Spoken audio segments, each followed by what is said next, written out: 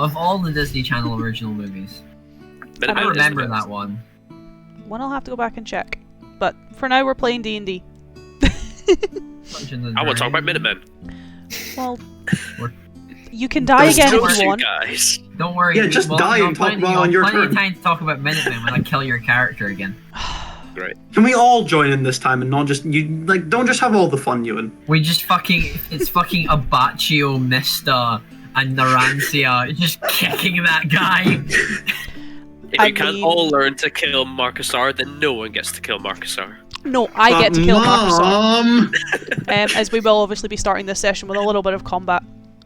But for now, hopefully no killing of Markusar, at least while I welcome you all back to Twisted Fates and I do our little introduction. As always, I am Emily, I am your Dungeon Master for this now rather wacky adventure. And these are our 4 players, one of which was reborn last session. As we have Craig. Hello, I Ewan. wasn't reborn. No, you weren't. Hello. Matthew. Hey. And the one who was reborn, Paul. I'm a born-again druid. Yes, he has risen. He has risen, and on the 3rd day. Oh, it's Easter, son! It was Easter yesterday. This so fits. Can we not make Markusar Jesus? He's already got a cult. I feel like we don't need any more. But yeah, before the Jesus image gets any worse, and before we actually jump into today's combat, as this is now becoming slightly of a running theme with our sessions, I'll give you a quick recap of what happened last time. As last time we had our first character death, and it wasn't even my fault. It was Ewan's fault. It kind of was. It was your fault. It was technically your fault. Yeah, but was it my fault? You could have attacked anyone. It just made sense.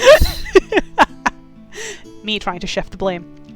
Yeah, the party kind of started off having to fight Markusar's sister and several of her blighted vipers, which didn't go to plan, both on my part and on their part, as Alania was able to manipulate Wulfric, she was able to charm him, and he killed Markusar. I failed 7 wisdom saves. You did, yes. I didn't even get a turn in combat. No. It was very funny. It was very funny. First turn he was knocked unconscious, second turn Wulfric killed him, and yeah, all wisdom saves Wulfric had. I even gave him the chance to re-roll after I mistook the save for a charisma save and he still failed it. So yeah, it was a very interesting combat, to say the least. But they were able to kill Alania eventually. Ranagash actually did it with a magic missile, which was kind of cool. And from there, they were kind of on a race against the clock to get Markusar back to someone who could help. Where I wasn't going to give them a resurrection, and it was too late for Revivify. So the only other option we had was reincarnation, which I gave him 2 options. He rolled twice. He had the choice of a rock gnome or a high elf. He came back as a willing high elf. So yeah, we don't have a dragonborn anymore. We now have a high elf. He's a twink. He's only 30. Boo. But it was good to have him back because his story's not quite done yet, and it would have been a shame to see him go quite so early. Though with all the party in Haledon, with them all together, it was actually kind of a nice bit, I guess a little bit of a reprieve for them. They got to lie down, they got to rest. It had been nearly 24 hours since they'd had a long rest, so it was nice for them to kind of just stop. Though Markusar spent that night actually trying to, I guess, try and work out what his sister meant, as before the combat was actually initiated. She had stated that her father, or their father, had kept quite a lot from him. That she didn't find it fair that she wasn't chosen when he was the one, or she was the one that their father told all of his secrets to. And Markusar wanted to know these secrets. However, didn't really get the answers he was looking for. Though, did the possible location of where to find them. Though it put him back towards put him back towards the Lord of Summerhost. Yeah. I'll be pissed if I can't find it. That's your entire plotline right now. Markusar's entire plotline is I'm just sending him on a random wild goose chase for something that doesn't even exist. But no, I guess the more interesting thing that he did find coming towards the end of last session was, I guess, a collection of entries in his sister's journals that spoke of a traveller. She never really described them, this stranger to Haledon, who came to the Standing Stones, approached her and gifted her with what she described as an egg, where she took it into the Darkwood, or a portion of Haledon that she kind of claimed for looking after it. And yeah, the party I say the party, Eidolon and Markusar, kind of thought that this was a little bit more of a pressing issue to deal with, rather than kind of going to Summerhost and doing what the party originally intended, which was just travelling back up north towards the Gildenfeld and towards Meyer. It kind of took their attention for a little bit, and that's kind of where we left last session off, as they made their way through the Darkwood after Ranagash had quite a curious vision with Bartak. A few of the, I guess, instances has changed around a little bit, and he had once again seen this armoured figure call out to him. But the big thing, or two big things I guess, was one, Eidolon had quite a bit of a form shift at the end of last session, as very recognisable to Markusar. He seemed to be more infected, or more corrupted, erupting into quite a recognisable black mass. The other thing, that was a point of interest I guess, to say the least, was a smashed egg at the bottom of a tree, and a rather large Icarus dragon, quite still a young dragon, but still relatively large in the grand scheme of things, that now seems to be initiating combat with the party. Many events last session, and you guys just seem to love combat. I mean, combat's fun. It's a portion of the dungeon dragon dungeon. Well, you guys have you guys have had a dungeon, now you've got a dragon, so technically after this session the campaign's over, you know, we've fulfilled Dungeons and Dragons quotas. Roll credits. Wait, when do we fight the ant? Oh shit! The deadliest creature of all. The real BBG. The BBG is the ampersand. As starting this session off, I need you all to roll me initiative, so I can pop you in initiative order. And then I need something scary from Eidolon. It's time to 7 die. Why Remember, are you Paul, all so shit? Paul, you do have an initiative modifier now. Oh shit, do I? What is it? It's your plus dex 1. mod. It's your dex mod. So it's a 13. Okay. Let's go. Thank you. Rolling 13 for your first ever initiative roll as your new elven form. That bodes well. Oh, why did you have to say it? Ewan and then Matthew at the bottom again. There will be one day when Ran rolls well on initiative, but today is not that day. It's a long day. It's a long time until that day. As scary roll, Eidolon, you are still technically consumed by your blight, which means I need a wisdom save from you. I know. Wisdom save. Oh, he's back. Yay, Matthew's It's a back. +3. His features are moving. That's a 14. I think that's just a pass. Give me 2 seconds, I'll put the sheet down like a fool. Just a pass is enough. It is, it's just a pass. There we which go. means I don't control you, you control you, which is nice. You can play my character. You can actually play your character.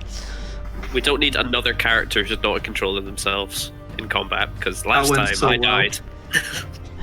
Okay, let's have a look, shall we?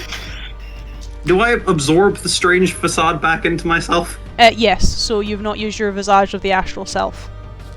That's gross, but okay. Okay, so 3. Well, it'll attack Eidolon, because he's the closest.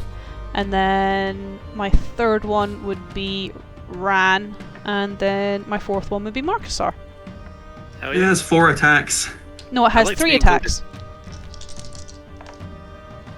So, Eidolon 18, I'm gonna make that miss. shield. As I essentially just shake myself out of it and then quickly hold up a hand if I see it's essentially charging close. It more kind of almost jumps, spreads its wings, and dives on you to bite you. Yeah. I'd probably come to my senses just as I see it above me. Almost backhand it away.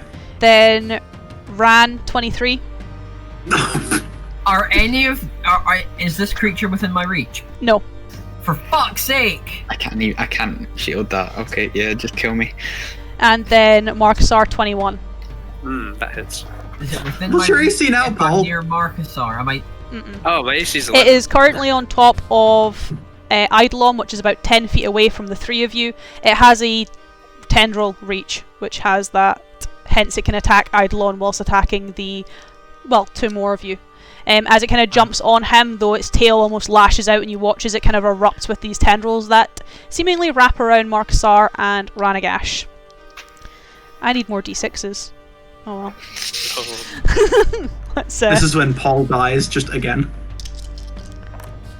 So, Ranagash, 2, 4, 8, 13. So you take 16 damage total. 6. And Just 6. 16. 16. Right. I thought I misheard. 1, 6. So one more than And you 6. also reduce your max health by 3. This is a pretty fucked up reptile. It is, yeah. Pretty. Is this your nefarious. fucked up reptile, Ewan, or is this just? Some would call it a bad. No, don't finish that. No. Before he finishes that, Markusar, you take 19 damage. 6 of which is I don't like reduced it. from your maximum health as well. Cool. So I'll lose 19. And then, Math. 47 minus 19, 28. yes. And Yes. then you would go from 47 to 41 as your max health, which means you can obviously heal Great. above that at the moment. Sick. Very nice. Did Ran get his max hit points lowered or not? Yeah, but only by 3. That's a little bit more. That's a little bit better. As Paul, it's actually your go. It's Markusar's go. Oh, it's my go. He's like Um, initiative. I'm so high on initiative. I'm not used to this. Oh fuck. Who got hit the worst there? I You. think Other than in me. terms of damage you did, but I think in terms of health, I think Rand's probably at a worse health than you Okay. because he's got Um, lower health than you by like 15. Just wizard things. I'm just trying to look at how Aura of Vitality works. Cast in time 1 action, but you can use a bonus action to cause 1 creature in the aura, including you, to regain 2d6. So it's like 1 action to actually cast it, but then a bonus action for it to actually work. Yeah, To actually do anything. Yeah, but then you have it for the So- rest of the time it's active. as long as you Up don't for use as that long bonus as you action. don't cast another spell with concentration, your aura is up for like the whole duration of a minute, so like 10 rounds or 10 turns. So it basically means that if you don't you don't have to use a healing word for your bonus action, you can just activate the aura, and like Wolfric or Ran could gain the 86. hit dice. I wish to cast Aura of Vitality. Cool. That's your action. That's my action. And do I have to wait until next turn to cast the bonus action, or can I just? No, you can do that No, now. you can just bonus action do it. Bonus action right now. Myself and Ran are going to regain 2d6 hit points. You can only get one creature. You can use a bonus action to cause one creature in the aura to It's regain including 26 you, hit as points. in you are one of the options. Okay, well, Ran then gets it right now. And remember, you are, I'm assuming, wielding your sickle as well. It's an additional Yes, that's D4. So it's a a D4, D4. so it's 2d6 plus a D4. Oh hell yeah, brother! It's not bad healing. Ran, you gain 10 hit points back. Appreciate it. Yeah, so now you have that aura up essentially for, I imagine, the rest of this combat, because I don't think it will. I'll keep a track, but I don't think it will drop before the end of this combat. But it basically means that you can use a bonus action on your turns to obviously give someone else 2d6 plus a d4 healing, including yourself. So if you need Cool. health, you can do that on your turn too. As This is where I regret not giving myself the health as someone else kills me. I mean, this thing doesn't have the ability to charm, but they could just do it out of malicious intent. Had it coming. Fair. As Eidolon. It's Craig. My turn? Cool. So, just for the aesthetic purposes, because I'm going to say something to the party before I actually take my action, Mhm. I like to imagine probably like the dragon like biting forward and just taking the sword, bracing in its mouth for a second. Yep. As I turn around to look at the rest of the party, you can't kill it. Even if you damage it with fire, it'll just come back. That's what How you do we think. kill it then? As that would probably be the rest of my speaking for the action. As I turn around and probably brace the sword out of it and try to make some attacks. Yep. So I'll just take 2 attacks with my sword. Is this considered a dragon? Yes. So if I hit, it's automatically a crit. Yes, but you still need to hit. Does a nat will 20 hit it? Yeah. Yeah. that'll hit. What does that do? What does Nothing. that do? That does nothing? Oh, that's a shame. Because it counts as a crit, but if you hit this thing, you get a crit. So Oh, so that's 26 damage on the first hit. Why did you roll It's just- 2d20? No, that's 2d20, not 2d10. My bad. I copied the roll by accident. That is That's 42 that's better. damage. My bad. Thank you, Ewan. Might be. See, this is what should have happened last time when I said, Wolfric, roll a wisdom save, not a charisma save. And does a 13 miss, I presume? Yes. Cool. I essentially just stab into the side pull and have to slash again, but I just like to imagine it gets out of the way. And then with my bonus action, since I've probably drawn its attention, I'm going to take a key point to patient defense. Ready to dodge. As I'm going to turn around just one more time, speak to the party. Even if you chop off its head, it'll just grow back. Also turn back around. As Wolfric. Let's go! Yeah, baby, this is what we've been waiting for! That's what it's all about! What's that? I'm gonna... I feel like that was like held back for ages. I'm gonna bonus action ignite the axe, run up, make 2 attacks. That misses. Yep. That'll hit. Fuck yeah. This is good. Can I get a strength saving? Fuck it, get a strength saving throw. I'll probably 13. be good at these, but it's totally worth it. Oh! 13. It fails. It's prone. Ewan, you were very hyper today.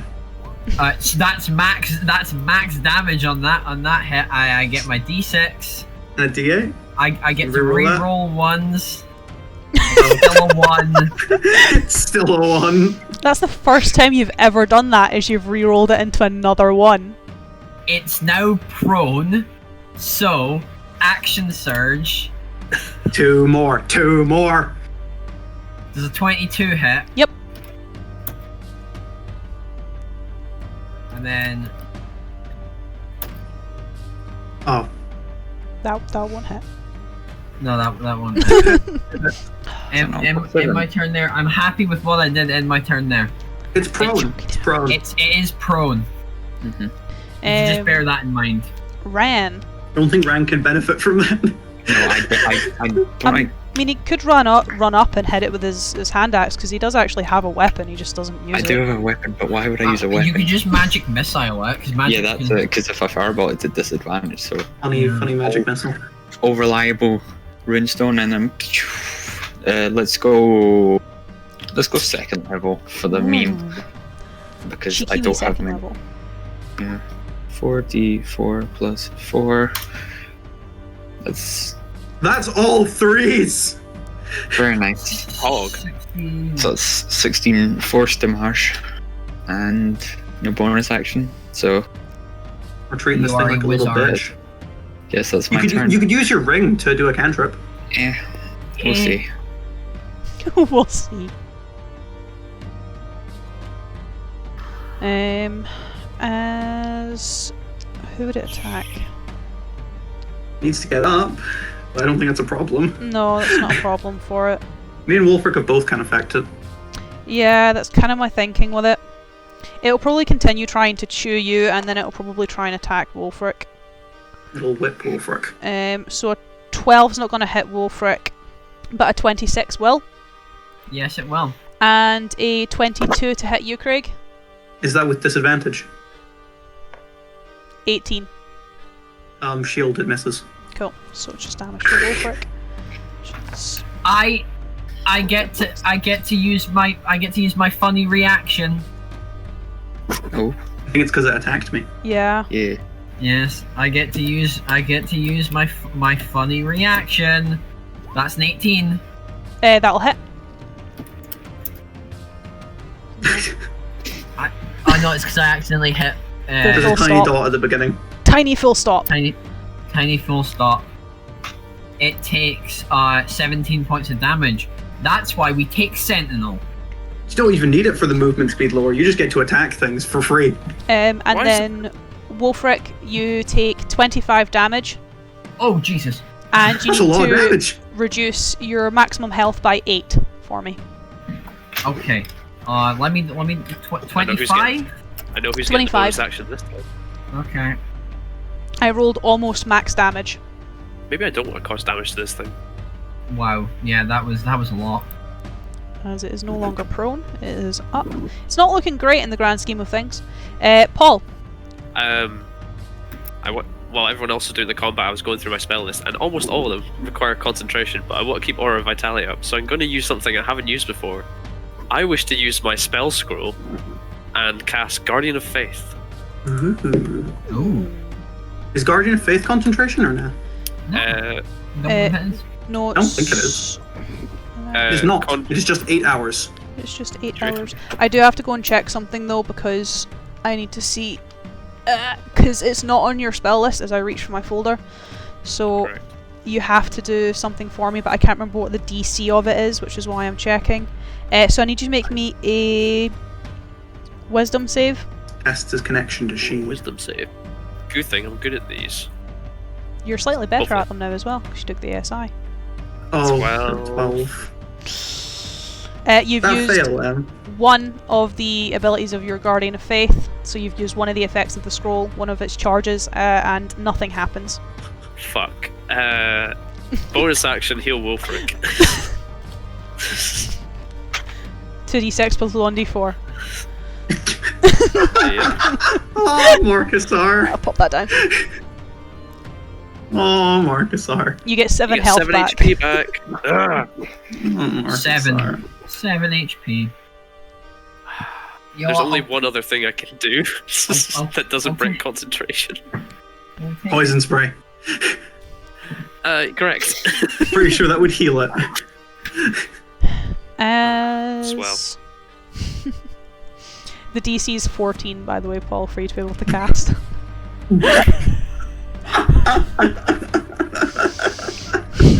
Oh, I forgot that was a Oh. prerequisite. I was just like, oh, this is gonna be badass. Oh wait, I need to make a save. Great. Yeah, because it's not on your... Like, I gave you a spell scroll with 3 Yeah, charges, yeah. which is already a little bit rule breaky, but no, it's not on your spell list, which means you have to make a DC to be able to cast it. Technically, Yeah, that's- by base rules, him doing that there and failing out the spell scroll should Should be just gone destroyed. now.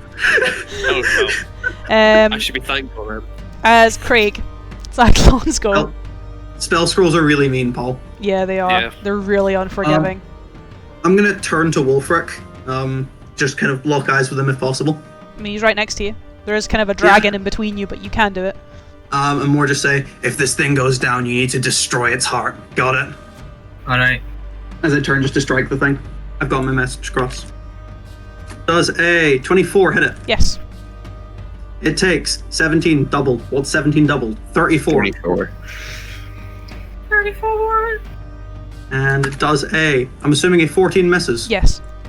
I'm going to expend 2 key points to instead make that an 18 instead of a 14. That'll hit.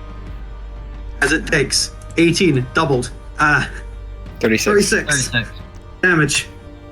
Why can't I math? I remember because it's a 360 no scope, and that's that. For some reason, that's how I remember that the 18 double is 36 because 180 360 my brain goes 360 no scope. How is this thing looking, by the way? It's unconscious. It's unconscious. Okay. All right. That's my turn though. As I still in can't do it. initiative? You are still Yes. in initiative. As it is now your go, Ewan. As it looks like Eidolon has killed this thing as it cries out and lands onto the floor. Can I start Can I use my axe to chop away at its chest and try and when they crack something's ribs open? Can I you know Star Wars Episode 5? You know or Episode 4? I forget what. You know when he cuts open the tauntaun? Can I tauntaun this thing with my flaming axe? You would have to. It would just be like your standard attack rolls, essentially. Okay, See if so you can break into its hide. One is so first attack to see And if I I can thought it break. smelled bad from the outside. That's natural one. As you almost drive your axe into the stone. 19. Roll me it again, as you did roll with a 1, so see if it goes any better. Even with You roll disadvantage, better. you hit. I'll roll damage. I can re-roll ones. That's 10 points of damage. As you are able to carve into its chest, you are able to open it up almost cracking some of its ribs. You can kind of see one of the wings goes a little bit limp, a little bit bent, and you can see this very large, ornate, almost gemstone in place of where its heart should be, pulsing. However, as you manage to drive your axe into it, you watch as its ribcage, its skin, its wing starts to crack, its body starting to reform back into place, and it seems fighting fit as it comes back to life. With Ranagash. Okay. I take it there's still like a big gash in its chest. It's almost started to knit back up, as its body seems to almost be, I guess, regenerating, in the sense of all the wounds that Wulfric dealt, all the holes that Eidolon was able to slash into it, start to knit back together. Do the hit points it lost also regain? Do you want to know something, Paul? Do you want to know something? No, I'm good. You can all blame Craig for I this, don't by the way. want to know. You can all blame bitch. Craig for this. It's on full hit points. Well, Well, I think... let me do the math quickly here. I do enjoy a bit of math. 8. no, you don't. You hate it. I like a cheeky bit She of math does. on the side. No, she's lying. Don't believe her. Okay. A little bit of math. That's a treat. I used to be a Okay. STEM student, then I saw the light. Don't appreciate you slandering. Not slander if it's true. Right, I think let's do dual wield runestones very quickly as I use my ring. Gonna throw out another second level magic missile with one, and then firebolt with the other. Okay. Keep things spicy and to compare to some damage. So I'll do the magic missile first because that auto hits +4. That's 16 damage again, but with different numbers. And it's d20 +6. Okay. G +6. That's an 11 to hit, which I'm assuming Yeah, misses. that'll miss. Okay. Yeah, no bonus action, so Dragon's turn. Uh-oh. And it really doesn't like Wulfric. I don't like it either. It can go fuck itself. I think only 2 of those hit on a 19 Okay. and then a 24. Both hit. So one I need a d10 and a d6, and the other I need my d6s. But I'll do this one first. Wulfric's turn to die. I hope not. As That you would be take rather 17 damage from one attack, Uh-oh. as it like In danger. almost stitches itself back together, can feel the cauterized wound, sees your axe on fire with its blood almost dripping from the guard, and it just launches at you and bites you into your shoulder. As the tendrils around its body erupt, and you Was take... that of the attacks rolled, was that the first attack? That was the first attack. Okay, is this the second attack? This is the second attack. So then the third attack would be with advantage because I'm going to be downed. Oh. It's not nice, is it, Wulfric? Paul, this is not the time! let me have this. As that You're- would be 24, 27 damage with your max health. I was on 6 hit points. Oof, so you're down. And then So max long, health Gabe, reduced how was by it? 8 as well. Okay, Ewan, what's your max health on? 25. This is when I need these rules. Nope, not those rules. I need these rules. Funny con save rolls. As you're no longer making death saves, and you're making constitution saves. Okay. However, with you now being third- downed, its third attack will hit you. On a And I take 24. 2 failed death saves. No, just one. Is it not a melee attack? It's not considered to be a melee attack, no, it's a ranged attack. Ah. So you're all good there. God is sometimes generous. Only sometimes. As Paul, it's Markusar's go as you watch as this dragon comes back to life, jumps on Wulfric, knocks him down, and seems to be chewing into his shoulder. How close is Wulfric to me? About 10 feet. Okay, because I think he needs health like bad. I don't think 2d6 plus a d4 is going to cut it. So I'm going to run over to him, and can I cast... Am I able to cast Cure Wounds on him? The dragon will get an attack. Okay, maybe just Maybe give him that aura. Maybe give him that 2d6. Just give me the aura. Just give me the Okay, 2d6 plus the d4. This will be the last. This will be the last turn that your aura is up as well. So after you cast it this time, it is dispelled. Okay. Okay, fair. So might as well get the use out of it. Has it been a minute? Yeah. Ooh, nice spicy 4 health back. Oh god. It's better than nothing. It's God. better than nothing. The failed save you took as well, Ewan. Keep that. Okay. That stays for now. Oh, what? No, that you kept that. Oh shit. I thought it was saving his ass. I mean, he's back up, but he still has. failed. He still has the failed save. I ain't hear no bell. I ain't hearing no bell. There's nothing I can do. I want to try the spell scroll again. Okay, give me a wisdom save. Please don't fail it this time. Oh no! Oh my god. Oh my god. Oh my actual fuck. Oh my god. As you attempt to reach out again, your connection to the She in this place seems to be somewhat hindered, or perhaps your own faith is beginning to be called into question by questioning your father, questioning your sister, questioning the Green Hand, and the spell scroll goes up and he radiant flames as you expend 2 charges with your nat 1. And you've lost your you've lost your spell scroll. F in the chat. My boon! F in the chat for Paul's spell scroll. Is it my turn? It's my turn. It's Craig's turn. So Eidolon first, and Craig. then it's yours. Thank you very much. Is the wound that Ewan made on it to reveal it's sort of the crystalline gem inside of it still at least partially open? A little bit. It seems weaker than the rest of it. Cool. I'd like to try jump on the dragon in that case. Okay. I don't know what the check for that is. Give me acrobatics. Oh, that I like to hear. So if I can get onto it, I can attempt to just try to stab through that wound whilst I'm on top of it. That is a 13. Cool. You are now on its back. It doesn't like you being on its back. It lets go of Wolfric. He's obviously still kind of unconscious on the floor. And it starts to fly into the air. Yeah, this is okay. This is okay. You're currently about 30 feet from the ground. Yeah, that's fine. I'd essentially like to just take my arm, wrap it around the dragon's neck for a second, take the sword, and essentially just try to reach down and stab through the hole that Wolfric made. Cool. To stab into the crystal, or to stab into, or at least expose it more? Just straight into the crystal at this point. Cool. It'd put Wolfric down that easily. Give me an attack roll. Just attack. Yep.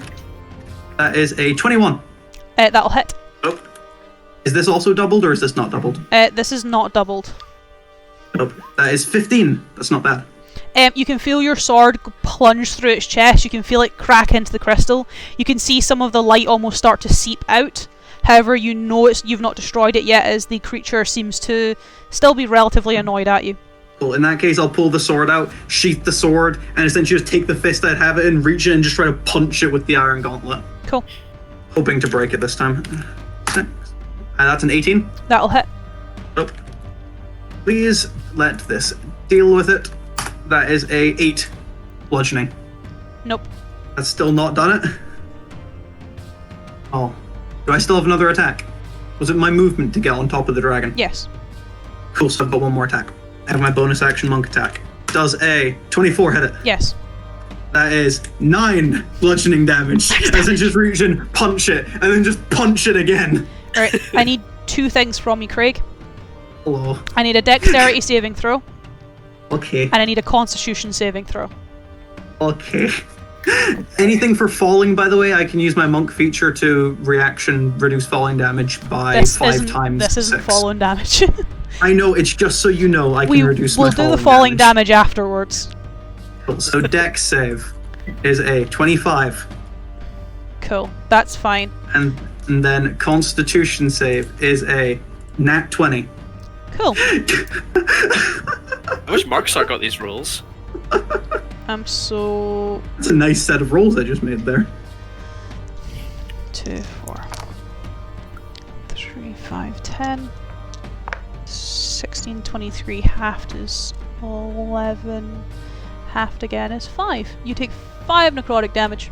Oh, you pushed me into the 40s of health. How could you? Now give me, I guess, an acrobatics just to see how well you land. I don't need to land well. Why did I roll 4? I only rolled 2. It's not that high. 22. Nice. As it's only 8 fall damage as well. I'm going to use my reaction to... What is it? You can use your action to reduce any falling damage you take by an amount equal to 5 times your monk level. So I reduce that tiny amount of fall damage by 6 times 5. 30. So is it dead? It is. Like dead? I'm going to need a description to make sure it's dead.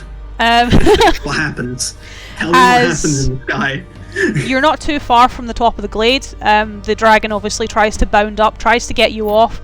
Flies quite erratically to do so. You're able to plunge your sword in to at least give you an opening up its chest and starting to crack into the crystal. You are able to break it. You're able to expel the magic from within it. As, I guess it's almost like the Death Star.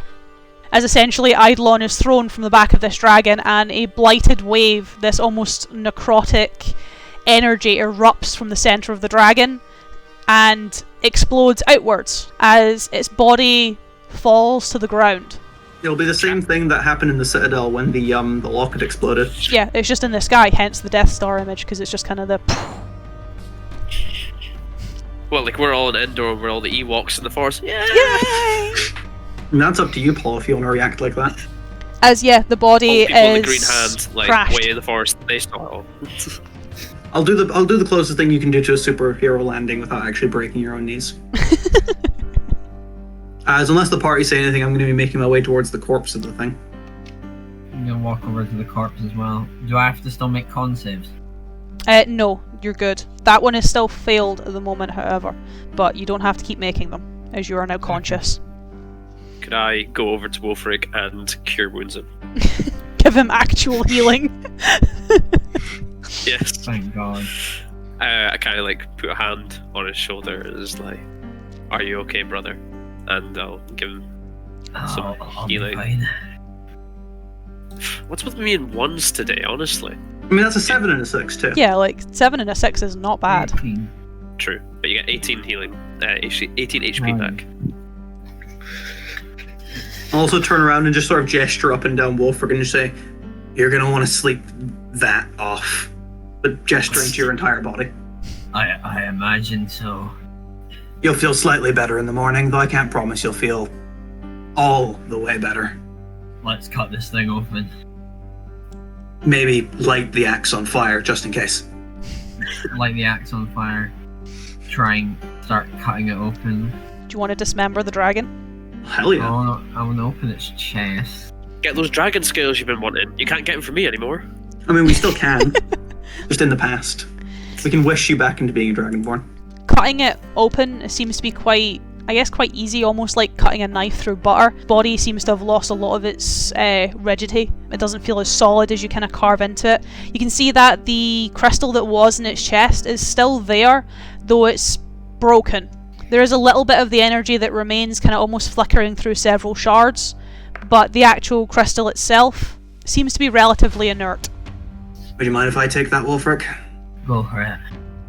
I'll reach in and just pluck out the crystal. I need you to make me a check to try and take it out.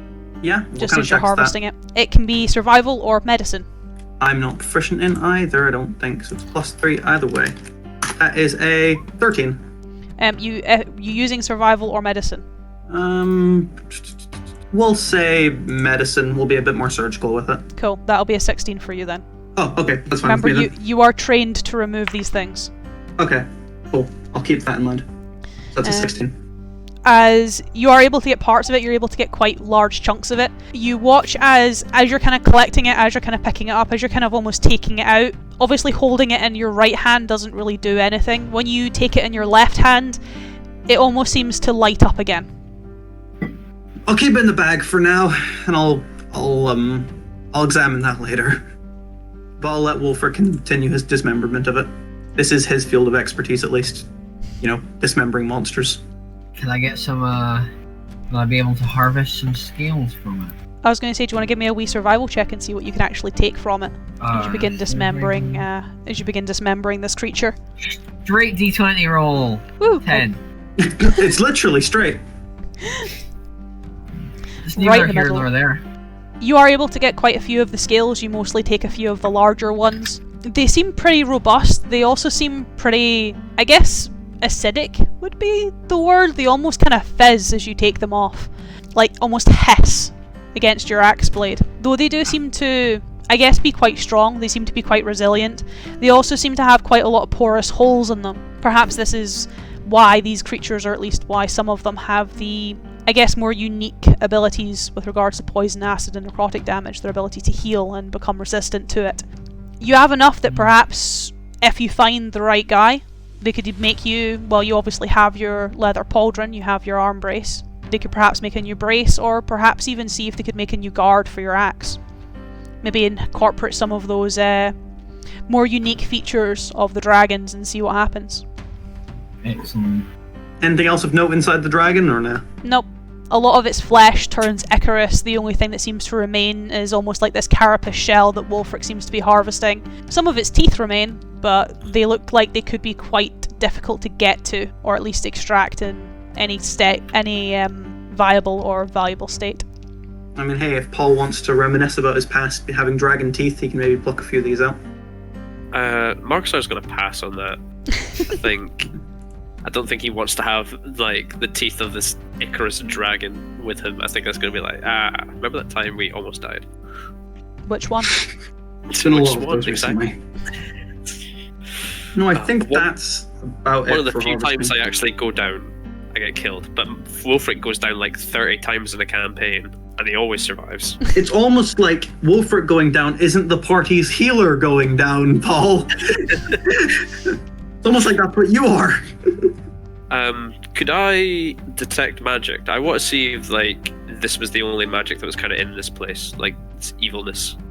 The mist that seems to surround the tree, so when you pop off your detect magic, the tree itself hones up as magic, though it's quite infected magic at this point. The mist surrounding the tree is very magical, though again, not very positive, very necromantic magic. You can see that a lot of the bodies that are in the marsh as well have been touched by magic, though are no longer magical. Okay. And then obviously the party members always come up with detect magic because you all carry something that is magical. Okay. It's more. I wanted to see if there was anything left here that we should probably deal with, or that was like the only. No. As, I guess, what would you guys do now? The dragon's dead. There is obviously a lot of dead people in the marsh, and there's still the tree left. We all recognised the tree to be similar to the one in the temple, didn't we? Yes. Though this one is very much dead. Like, this one, there's very little left living on it. From your detect magic, Markusar, it's almost like all of its energy, all of its magic has been sapped from it to either create this mist or perhaps feed the mist. If I were to use plant growth on the tree, would it restore it to a healthy and good state? You don't know. Because it's not like the tree is, I guess, dead from like dry soil or dead roots. This is like a more magical infection. You don't know if you would heal the tree or essentially make this infected tree alive, which obviously would be worse because then it would produce spores to make more dead trees. Okay. Now I'll hold off on that, I think. I'll tell the party. When we return to the Green Hand, we should tell them to stay away from this part of the forest. You need to have this place sanctioned, lest any more people end up and turn towards some of the bodies in the marsh. And it does seem like your people would be the only ones likely to come here anyway. So I'll inform them all. I'll inform Dulholland to cordon this area off as best as he can. And I'd say I have one last look at the tree after what Markusar said before. Likely just waiting for Markusar to lead us out of here, because I don't really know the way we came. It's a bloody forest. I guess I know how to return to the Standing Stones. You do, yeah. You kind of know your way through the wood. You kind of know where you're going. Let's rest up at the camp before we go see the Lord. I think their forest should be safe again. What time of day is it, roughly? So you guys got up kind of early afternoon, just because obviously you did have more of a late night. I would like to say you were partying, but that was the exact opposite of what you were doing. We were passing out.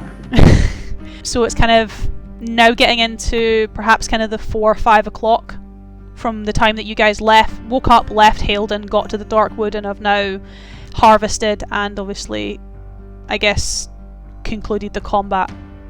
Yeah, head back and have, a shorter rest than we had before. So kind of getting back to camp, it will most likely be getting towards, like, I guess, the 6 o'clock end. Should we wait till tomorrow to see Lord Havenarrow, or should we go now? I suppose that's up to you. You're the one who wants to talk to him. Yeah. I feel like we all need to talk to him. We need to let him know that the forest is safe once again. Yeah, but you have a little bit more to say than we do. That is true. Perhaps in the morning, catch him in a better mood. In a well-rested mood. Suppose we'll be allowed to sleep in the medical tent again, or will we be sleeping outside? I will make sure that some proper beds are made up for you. I don't wish for you to stay with the sick and invalid. Eidolon will give a nod, thankful nod, for continuing to walk. Thank you. When we return to camp, I'll find Dorholland and see that he finds some beds for the gang. TM. We need to buy Markusar a turnover. But then you're no longer the turnover trio. Matthew can come up with another clever name. Or was it Ewan who came up with the name? I think it was Ewan who came over with turnover trio. Ewan can come up with another clever name. As getting back into the glade, I guess the atmosphere when you come back towards the camp is a little bit different. It's not as, I guess, as warm of a welcome that you receive coming into the camp. Quite a few of the people, I guess, they welcome you back, but it's more like hurried hellos or a wave. No one really comes up. Everyone seems to, be a little bit quieter in their conversations. They don't really know what to say. It's kind of a lot of the vibe you're getting, or if they do know what to say, they don't really want it to be overheard. As kind of coming more, into the actual camp itself, into the collection of tents, you are met by Dorholland, who kind of gives you a nod and a smile. Brother? You look like you've had a fun afternoon. One way of putting it. We journeyed south from the Standing Stones and fought a dragon of all things. Dragon? I think it was. Sounded like a Skyrim guard. Dragon. What is it? Dragons? Let me guess. Somebody stole your sweet roll. Yes. I read in Alania's journals that there was a tree south of the Standing Stones that she would visit, where she kept what she described as an egg. On investigation, it hatched a dragon, but the dragon ceased to exist. And you didn't invite me? I didn't want... We lost me already, I didn't want to lose you. Wouldn't have been the worst thing in the world. You would have only lost half a brain cell. Good one. But, besides, I insist that we set up a cordon south of the Standing Stones. The area still seems to be some form of dark magic present there. I don't wish for the little ones or anyone to venture in there. Aye. We can ward it off. I'll get some help and see to it. Do you think the congregation are taking to my new form well? Some are. Some are not. It's not really in our way to bring the dead back to life. It does appear to be wholly unnatural. They are... I guess they're not angry at you. I guess it falls to Jocelyn. They don't believe she was right in doing what she did. She should have just let you lie. To be fair, I'm happy she did what she did, even if you do look like your dad. But yeah, I wasn't present for the decision, so why she acted as she did, I cannot say. But I'm thankful that she did it. As am I. One last thing. Are you able to set up beds for these three? I don't wish for them to stay in the medical tent. Aye, we'll have a spare tent somewhere for yous lads. Unless you prefer sleeping on a bedroll. Then you just pitch up whatever you want. Whatever works. Either works for me. Me sleeping on stone, so grass would be a welcome benefit. Well, we've got a few spare tents. Kind of gestures over to a few of them. Can rest your heads in there, or find a space by a fire. Usually warmer. I'll take a bump on the fire option. Eidolon, are you sure people will want to see you chained up at night. Thorholland kind of gives you like a really confused, kind of worried, but also kind of curious, but also kind of like, the fuck look. I just turned to Markusar. Don't worry, I'm at least just warming up for the night, though I'll hike my way out of Haledon for actual rest. Okay, just we have young ones here. They might be concerned. Well, they can be concerned. It's none of my concern. Fair enough. And don't you worry about either, brother. Point to Dorholland. I'm not. His business is his business. It's just weird. Weirder things have happened. What direction is town? Can I see the town from here? Mm-mm. So Summerhost is about maybe 3-4 hours walk through the trails to your, I guess, northwest. Right. Yes, northwest, because northeast would take you into the ocean. We'll bed down here for the night. We'll rest up here and we'll get up early and meet the Lord. Yeah. That night, at least sometime that night, can I gesture Wolfric over to me by the fire? Yeah. And that's of course if nobody has anything additional to say now. I think Markusar will return to his tent. I was just thinking over the past few days, I know you're heading back to the Gildenfeld, so I just wanted to say that, well, I asked you to help me hunt something a little bit ago now, but if you can't do that anymore, I just wanted to say that I won't hold you to that. I'm happy to help you hunt whatever needs to be hunted. I'd more just turn around. Plenty of time to be discussing it. I more just wanted to ask, because I didn't want to force you to do something if you're insistent on heading home. Insistent, that's not the right word. Surely we'll be heading that way.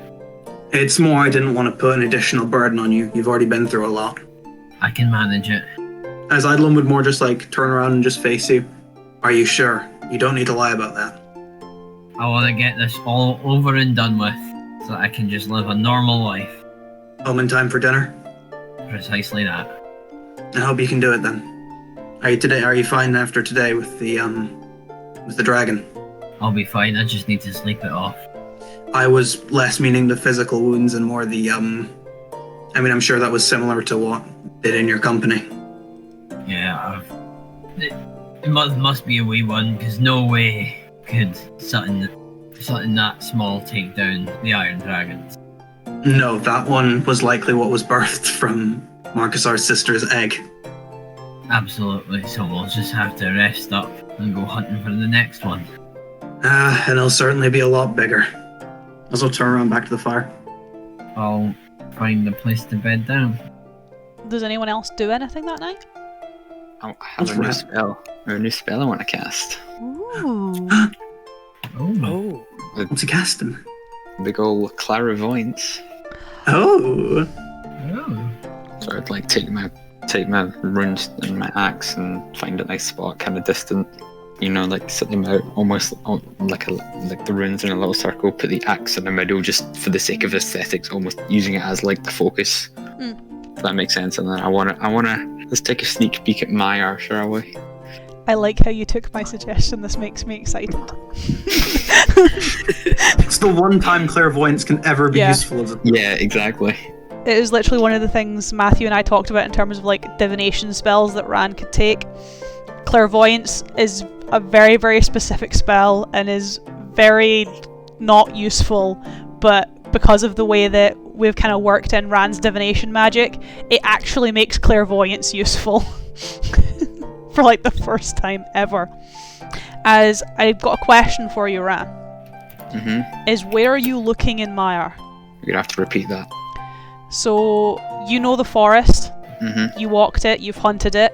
Where are you looking? Are you looking at the encampment? Are you looking at the south? Are you looking at the east, the west, the north? Let's go for... Where was it? I did hear something about like a forest fire or a smoke. Wherever that, if I have any inclination over that, would be kind of around there. That would be the north, because Dovid was able to kind of give you a little bit of information on the kind of borders to the forest, the Gildenfeld. Okay. So, I just put it away and I need it again. I'm getting ahead of myself. Doink. For 10 minutes. I'm assuming it's seeing. Yes. Because hearing would kind of be useless. I mean, you can switch between them if you want, but going blind is never good. I'm sick of the noises in this woods. I want to hear the noises from that wood instead, you know? It's like the people who play like static or like traffic noises, but like specifically like London traffic noises or like New York background noise, despite there not being in New York. Meyer Forest ASMR. So as you kind of, I guess, try and whisk your way through Meyer, whisk your way through the trails that are a lot more familiar to you than obviously those of Haledon, you try and go north. You try to, I guess, see what's happening back home, perhaps get a sight into what David was, I guess, hinting at with regards to some of the information that was in the letters that he was getting. And the first thing that strikes you is you come out of the forest too early. As quite a lot of the northern portion, you can see the mountains of the Gildenfeld in the background, even some of the forest in the distance kind of breaking through the valleys. This area has been logged. This area has been chopped down. It's still hidden from the trees, it's still hidden by the mountains, but the area itself has been completely deforested. The smoke that you, or at least people have been reporting, seems to be coming from quite a large camp that has been constructed from the deforested trees. This is when I guess your clairvoyance starts to go a little bit hazy, as it goes from somewhere you recognise to being a setting in a surroundings that is very unfamiliar to you. As the closer you seem to try and almost peer and see over into the wall, see into this encampment, your sight, you start to lose it. Okay. As would you change to hearing, to see if you could hear anything? Yeah, sure, let's... As the sights disappear and you go blind, as you tune in instead to what you can hear, at least on the outside of this encampment, where at first, if you hadn't seen what you had seen beforehand, it would be no different to perhaps a quiet day on a street in a town. As you can hear people chatting, you can hear people talking. You can't really hear what they're saying, you're not close enough for that, but the sounds do start to turn, I guess, a little sour. You can hear people shouting, you can hear people screaming, you can hear, I guess, groaning and grunting, almost like the best way to describe it is the noises of undead. But you can also hear some other voices, a lot more guttural voices, though you're not close enough to make out their words, their tone, their dialect is very similar to, well, the man in the street, the man that possessed Elenas, and Eidolon, when he becomes a little bit more blighted. Presumably this is, again, more of these creatures, more of these people who speak this deep speech. As, I guess, the only thing you can actually pick out is, or a few people, begging for them not to be taken, where the only other voice that you can hear that seems a little bit audible is a little bit more gruff, seems a little bit older, speaks in I guess, a very similar accent or quite a strong dialect to that of Wolfric, essentially just telling whoever is screaming to calm down, that there is nothing that they can do, before, I guess, idle chatter resumes, but in a much more quiet sense, with a soft sobbing that seems to almost echo through everything else. Okay. However, it doesn't appear that your sensor at least has been seen. No one really knows that you have been there, as I guess you've been left with probably more questions than answers. Or perhaps some answers. Alright, I'll head back towards the camp then. Sit by the fire for a while. I'll probably still be there because it's not nighttime enough yet to leave into the forests to chain myself. As do the four of you do anything else that night? Markusar's in his tent. Wolfric's sleeping off his injuries. Cool. Last session we confirmed that Alania had some of my father's books, correct? Okay, I think I would just read through them. Just not particularly looking at anything, I'm just kind of wanting to see his words. A lot of what you Be read, reminded of him. I guess, kind of fills you with a bit of joy, fills you with a bit of happiness, as a lot of his earlier journals, Evelios seems like quite a lonely man. A lot of what he talks about is either him or Alania. He even talks about not his wife, but the woman who birthed Alania, not even having much of a connection to her. He talks about having a little bit of a connection to Alania, though he constantly describes her as not having promise, despite having, I guess, spirit for the Green Hand and what they believe in.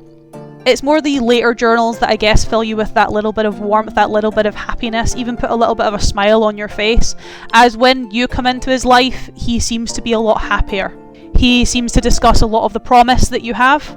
He seems to think that you have been what he's been looking for, and that even in small day-to-day things, even little annoyances that you, I guess, maybe thought he hated you for, or you would get shouted at for, he even comments fondly in his journals, like finding you sneaking around, or finding you trying to steal his stuff, or finding you sneaking and having that little bit extra food, or like coming home with the first rabbit you stole from that one guy in Summerhost. Like, all those little things, like, he seems to think he keeps them as fond memories and writes about them in a very positive and, I guess, a very connected way than anything else he writes about. Markusar falls asleep holding the book. You know when you were a kid and you just like fall asleep reading? It's like that. Just book on face. Or at least that's how I fell asleep usually reading, is it was like my mom would come in and it'd be like book on face. Yeah. If Ranagash comes over to the fire, I'll give Ranagash a wave as he comes over and sits down. Markusar right now, just... Aww. So cute. Oh, doink. if only you could see me now. I think he's pretty under the ground. Is he under the ground nearby? He is under the ground nearby, yeah. Well, I hope I don't accidentally, bring him pin back myself to his grave. No, you wouldn't bring it, like, you wouldn't pin yourself to his grave. That's pleasant. Yeah, just don't go anywhere near Memories Glade. Yeah. I don't know where that is. It's pretty obvious. There's lots of mounds of dirt and lots of piled stones to commemorate the dead. Yeah, that's pretty obvious. Nah, I'd maybe sit by the fire with Ranagash for maybe about half an hour to an hour before heading off into the forest. I don't really have anything to say to him, though. Would he have anything to say to you? Oh, he's just vibing. Yeah. We're allowed to straight vibe from time to time. We don't have to be fully serious. Yeah, you can vibe. As with your vibing, we'll take a short break. Hell yeah. So that, well, it'll be a long rest, so for the boys who lost maximum hit points, you'll gain those back. You and that failed save will be gone now. Yay, failed save will be gone. And Ring. you can obviously do whatever else is you need to do for the effects of a long rest. And we will jump back in just a little bit.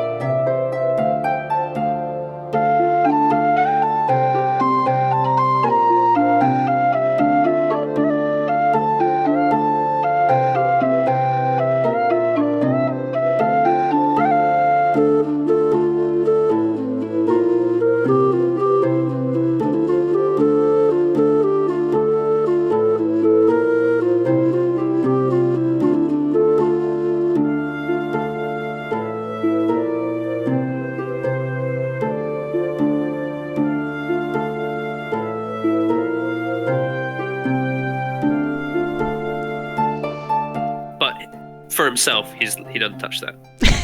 Not even cheese? I mean, No. Markusar's never had the experience of shredded cheese at 2 in the morning.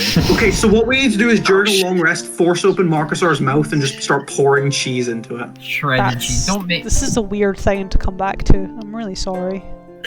Oh no! I mean, it was fine right up until you said that. Like, everything was going perfectly okay, and then you said that. And then it all fell apart. I can't unsay it. As Ranagash. Can you do me a favour and roll me some of your dice? Can you remember what they are? 2d6, 1d4. 2d4, 1d6. Other way around. For it's here. For it Feels is like here. forever since a vision. Well, at least a random one. Oh, Matthew, you Forgot did it that. wrong. The master of Roll20 got it wrong! I plead stupidity, Your Honor. 4, 1, 1. 4, 1, Did we do anything during our vibe, Ranagash? We vibed. Ah, we vibed. Wordless vibe. So, I dig. which then puts it at... roll me another d6. Da-da-da-da-da. There we go. 3. Did it? Okay. I need to grab something. Oh boy. Spicy back visions. I mean, this one kind of works, considering what you clairvoyanced, so Oh. I just need to find Ooh. some actual stuff, which is in here. Notices your divination magic. Don't woo. Craig. What are you gonna do? I will kill you. Matthew Woo. You've done it once, you'll do it again. This is my 13th reason.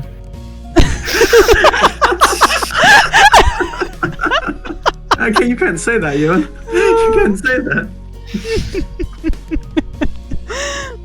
Aww. You are taken hilariously. It takes you a little bit of time. You're not too sure, I guess, who you're inhabiting. You seem a little bit taller, a little bit more broad-shouldered, a little bit more sure on your feet, but you also feel, I guess, hungry and thin is the best way to describe it. As kind of getting up, you're, I guess, sitting by a morning campfire. Something is cooking, though the smell turns your stomach. Doesn't smell great. And I guess, given your clairvoyance, you have a little bit of semblance to where you are.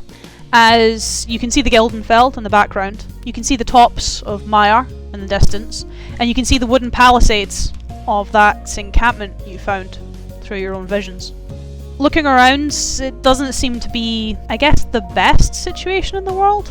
Everyone is looking hungry, they're looking a little bit worse from wear, but I guess everyone seems to be in a little bit more jovial spirits to some degree. People are laughing, they're joking, they're sharing whatever food they have. They seem to be just talking, almost trying to keep their spirits high.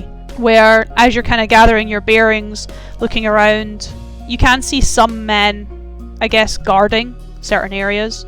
Some of them look like normal men, though they don't look all there. Their eyes are glassed over and their skin, yeah, it's more falling apart than anything else. Some of them, however, look a little bit more monstrous, more, I guess, you're coming to terms with the idea of blighted creatures that seem to be patrolling and wandering around, though I guess peasantry, or perhaps more prisoner or captive aspect, they seem to not really be paying them much mind. As you're kind of looking around and a bowl of this rather disgusting stew is placed in front of you, you kind of hand it to you. A gruff voice kind of looks, or I guess takes your attention. Come on lad, you're going to need to eat. I don't need much more, so you might as well have mine. As giving you a smile, a very, very gaunt expression, very overgrown in terms of his hair and his beard, very white, almost like snow. Very piercing green eyes though. He's quite a large, muscular man. Looks more, I guess, dexterous than truly athletic, though still has a bit of weight and a bit of heft to him. And though he's not adorned in armour, it's very basic padding, something, I guess, catches your attention. As more wrapped in a cloak that he's keeping himself warm, several other members are also wearing very similar cloaks that all seem to be emblazoned with a very familiar symbol. A symbol of a sword and a symbol of a dragon, one that Wulfric wears. Hang on a second.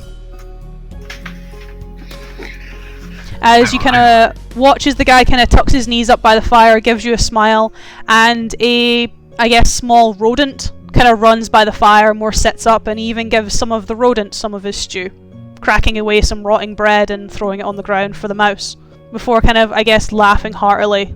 And I guess it's more the first bite of the stew that wakes you from your dream, wakes you from your stupor, as it's just that bad, as you even wake up with an awful taste in your mouth. As the sun rises in Haledon. Just while we're on the topic of visions, should I re-roll my dice? Reroll your portents for me. Pretty important to do that. Boo. I'm never not gonna make that joke. Hey, those are actually pretty decent for portents. Those are some nice low ones.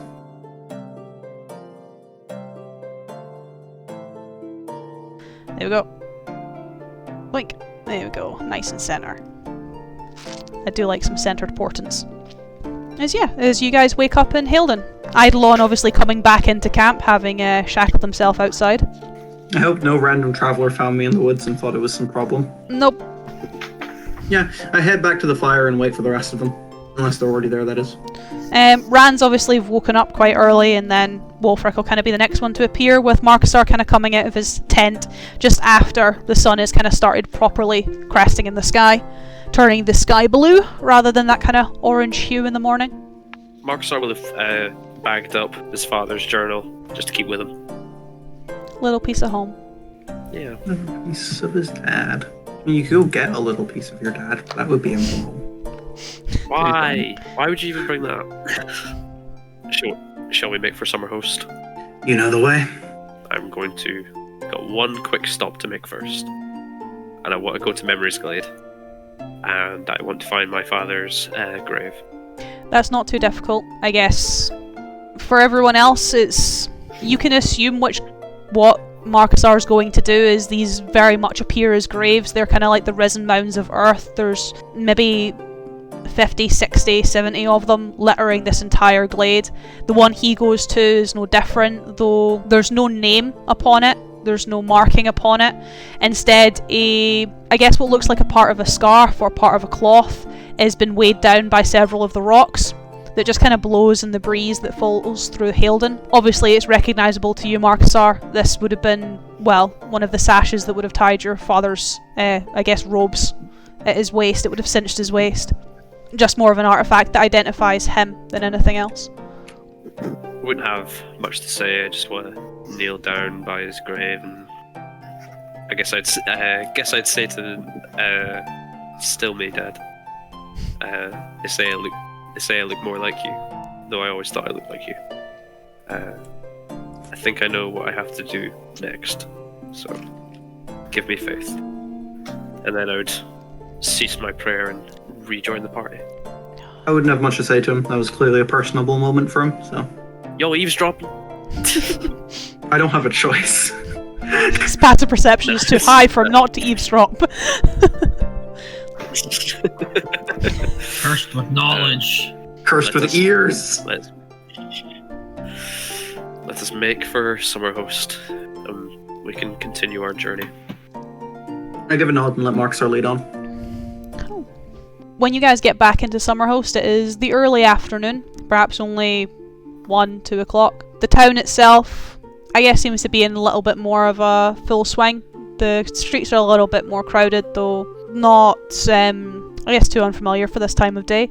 Similarly, not a lot of the people, I guess, pay you much mind. When you guys obviously came into Haledon, when you guys came into Summerhost, you got a lot of strange looks, you got a lot of sideways glances, you got a lot of whispers thrown your way. But when you guys come down from the lumberyard and obviously in through the town, you get none of that.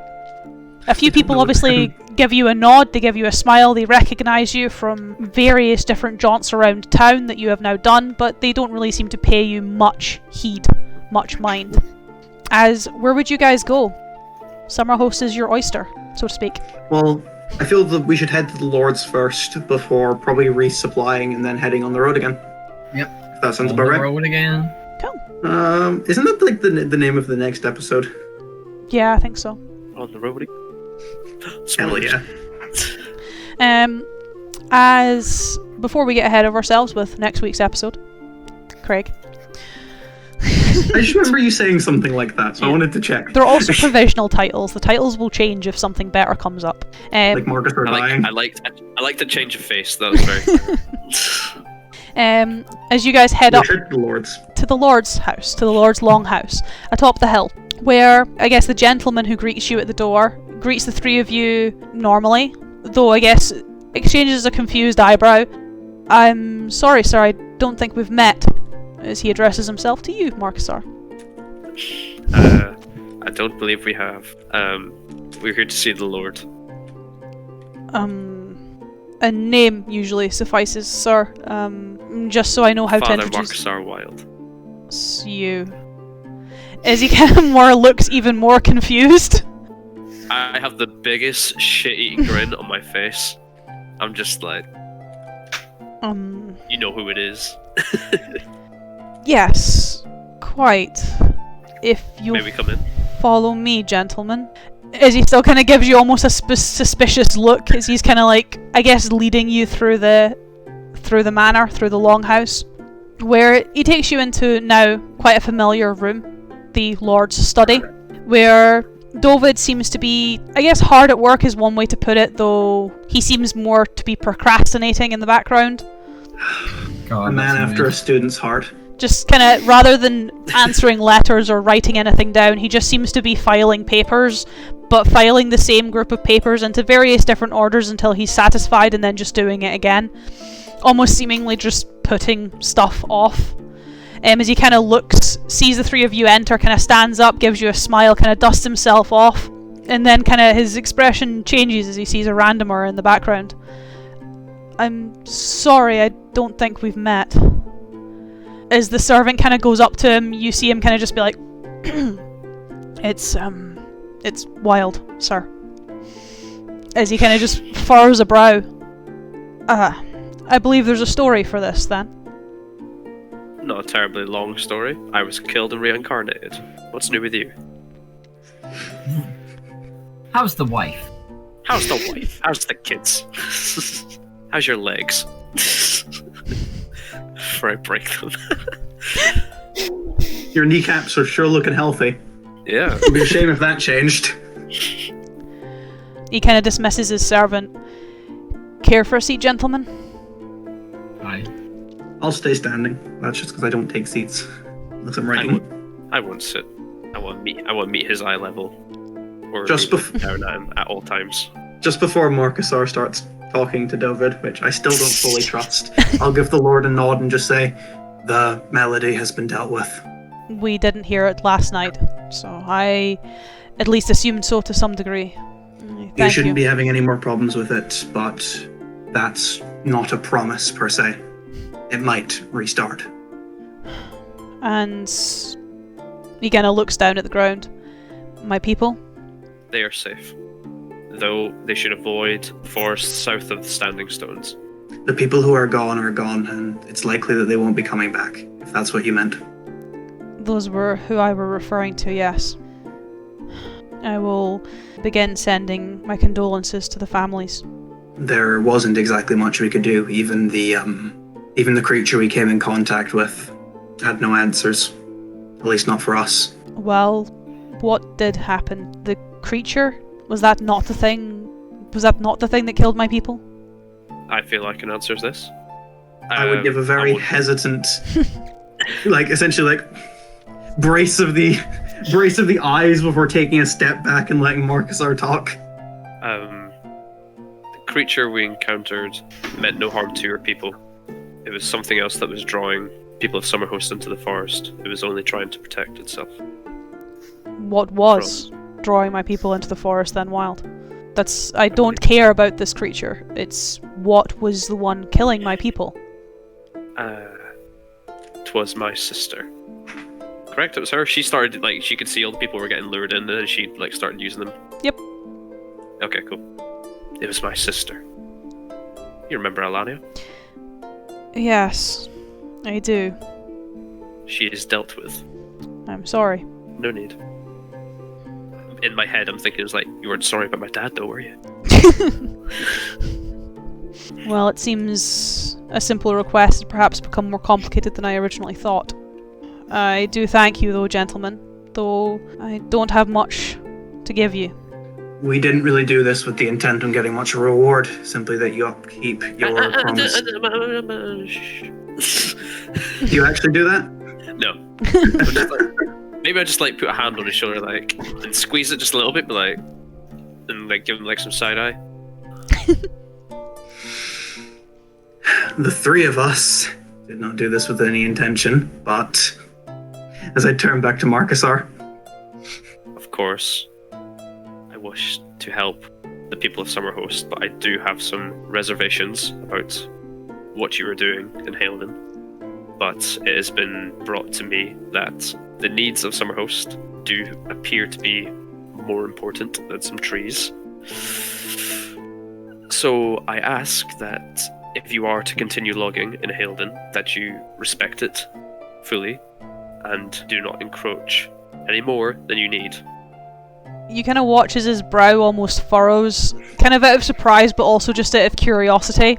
As he more takes a step back, kind of sits behind his desk, rests his hand on, like, his head in his hand for a moment, thinks, looks up at you. What do you want from me, Wild? I want the book.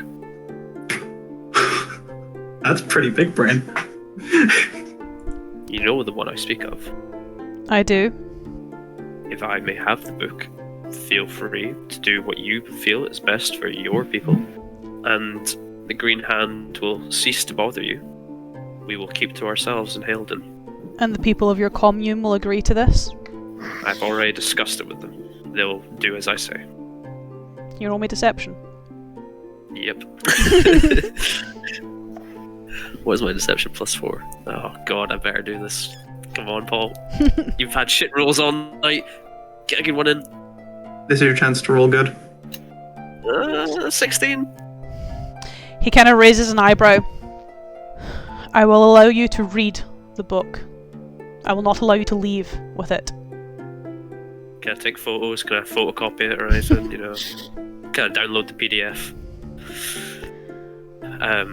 These are agreeable terms. And I stretch a hand to him. He doesn't take it. He stands up.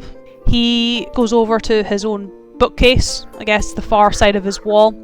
There is a small statue that sits atop it that he kind of almost turns the head of. This kind of hawk that sits watch that he just turns. And you watch as a portion of the bookcase almost clicks like a door, and he opens it up into a very small, very dusty record room that seemingly has a lot more private documents in it, as well as a collection of lockboxes. He goes into it and pulls out something, you're not too sure, and as he brings it back out, you see what would have been quite an expansive journal. However, now the leather has been battered by fire and quite a lot of the pages have been singed to the point that they're unreadable. He goes over and sets it upon his desk, letting the bookcase swing close behind him. And as he does so, and as it clicks back into place, the head of the statue spirals and spins and locks back into place. I think this will be what you're looking for, Wild. It's certainly what your father was looking for. I thank you. I hope that this gesture will cease any animosity between us. It will be a new start, though prior animosity, as you put it, will not cease nor disappear. This is a chance for you to prove to me that you're not your father. It's really hard for me to say that when I look exactly like him. I'm wearing his clothes and lead his congregation. Rather ironic that you're choosing to make an almost a change of heart whilst now you look even more like your father than before. Quite ironic. I quite like it. Yeah. Ooh. Storytelling. Oh. What would that be called? There will be peace amongst the Green Hand and the people of Summerhost. You have my word. I still need to see how much that is worth. Fair. May I? And I gesture towards the book. He gives you a nod. You guys cut up. You guys do your own thing. I'm just gonna have a wee read. Dovid does kind of, I guess, turn his attention to the three of you though, as kind of Markusar starts reading. He goes behind his desk and takes out a collection of small pouches.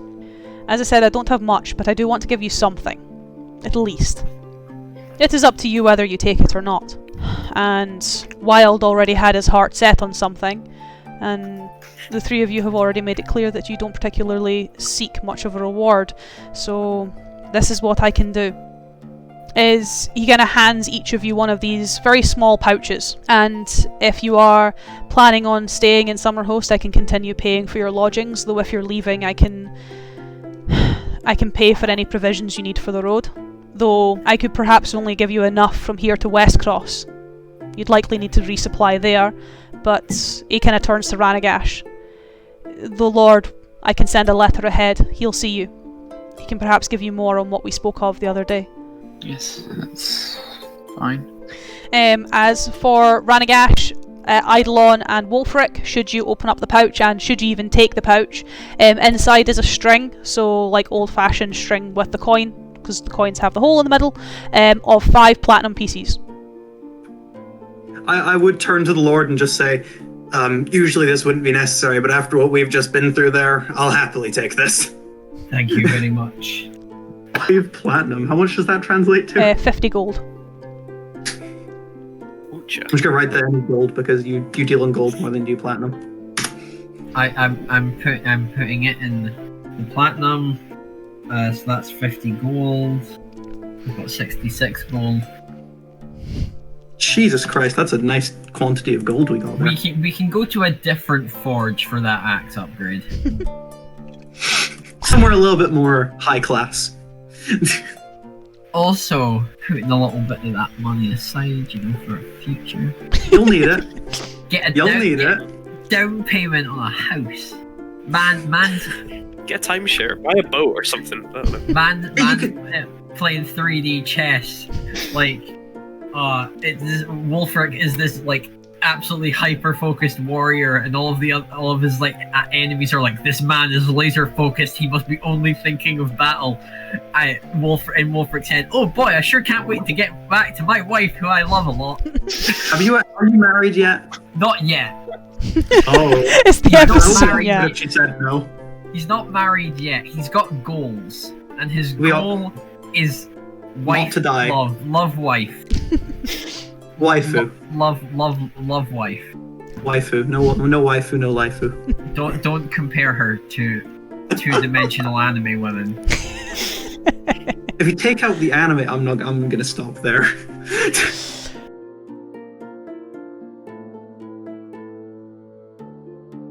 Paul, are you reading as we move away from topics? I'm still reading, yes. I'm perusing the book.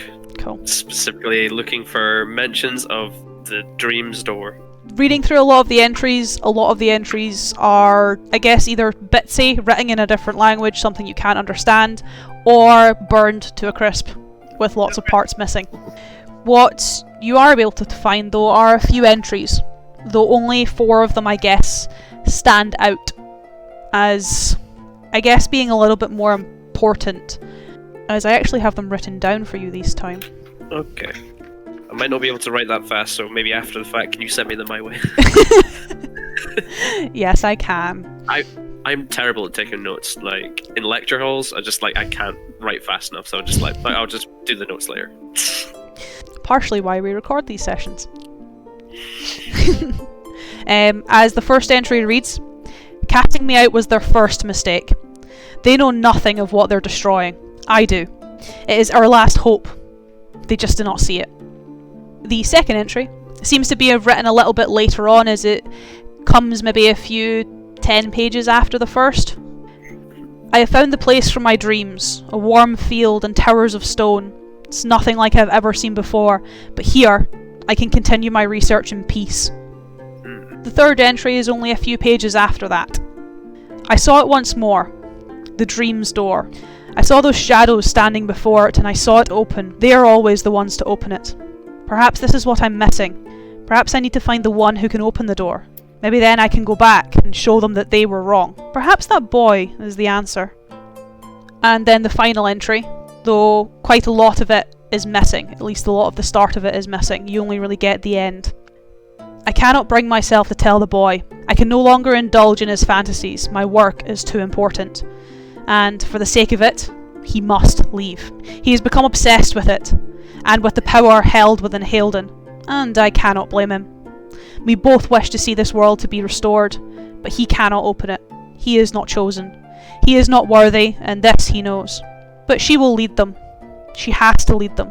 I will likely be gone before I get to see it, and I could not return with them even if I were alive to do so. I am no longer welcome upon those walls. She will need to guide them in my place, whenever they come to light. Interesting. I close the book in front of me, stand up from the Lord's desk, and be like, I thank you for this, Lord. I feel I've learned what I needed to. He kind of gives you a nod, though I guess doesn't really say anything else. Is there anything else I can help you with, gentlemen? Not for me, no. No. Out of character, did someone send a correspondence to Lucius to be like, hey, we're not coming back for you?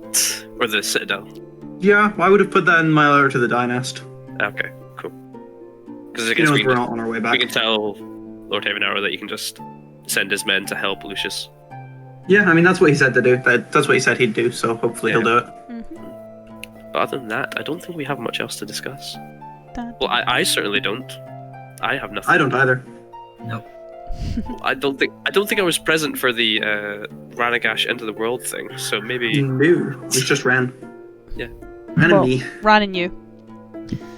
Does Ran have anything to say? Where to next, lads? Can I like hold up the platinum and be like, is this the payment for supplies?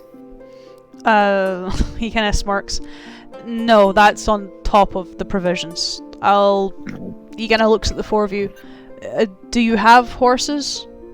They're stationed at Oxblood Tannery. There's just nicked this guy's horse.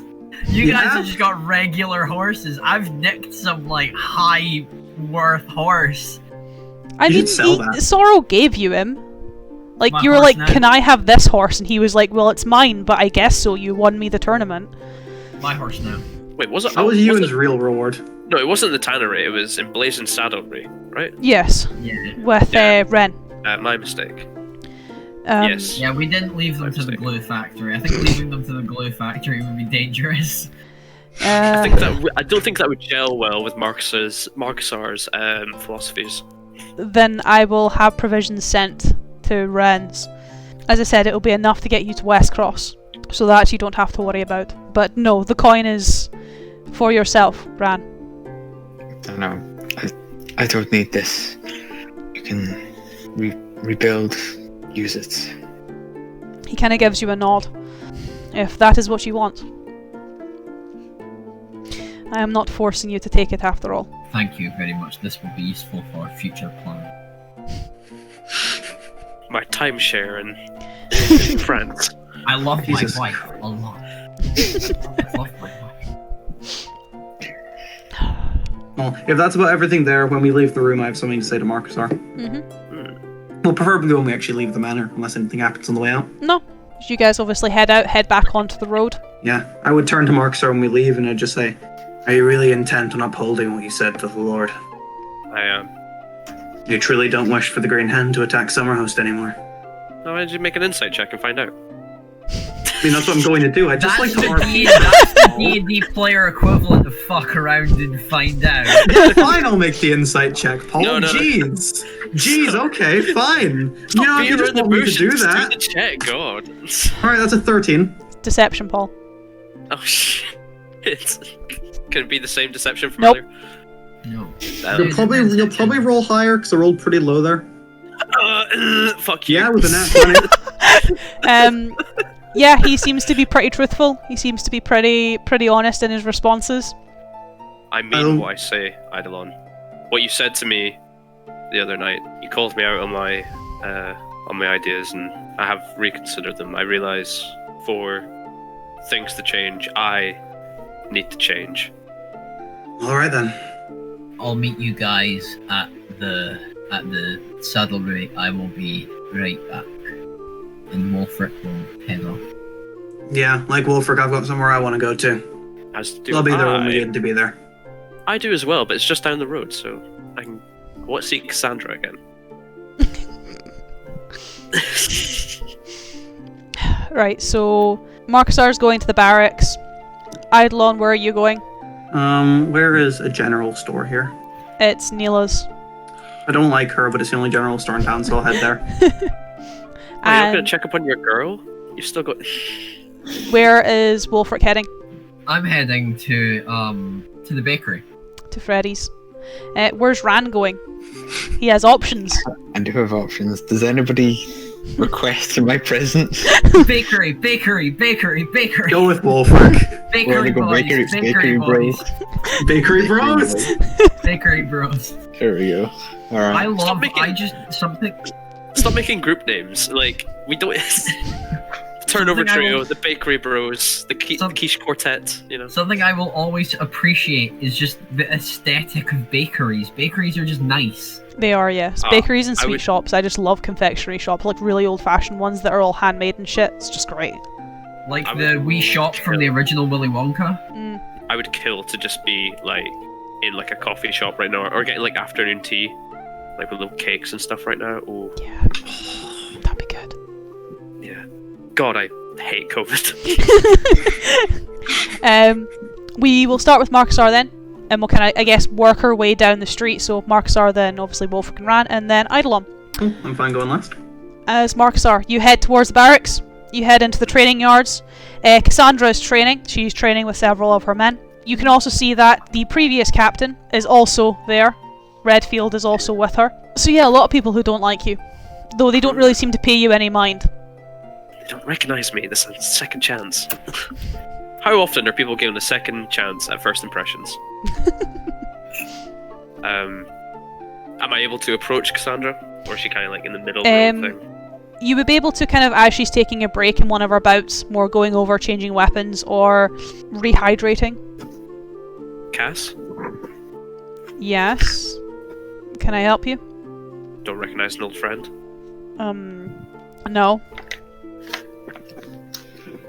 I'm trying to think of something clever.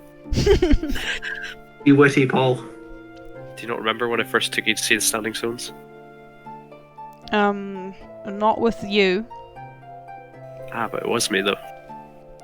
She kind of looks at you very confused. Though, as she kind of does, she more squints, looks at you, she kind of looks you more dead in the eyes, and then you get slapped. So you do remember. Why do you look like that, Wild? It's not an illusion, I couldn't have hit an illusion. Long story short, I died. Disappointing. But I lived. I know you. I'm sure you would have wanted to do it yourself, but I'm back. I was reincarnated. What? To I hope cause you like more the new trouble? look. My days of causing trouble are at their end. Yeah.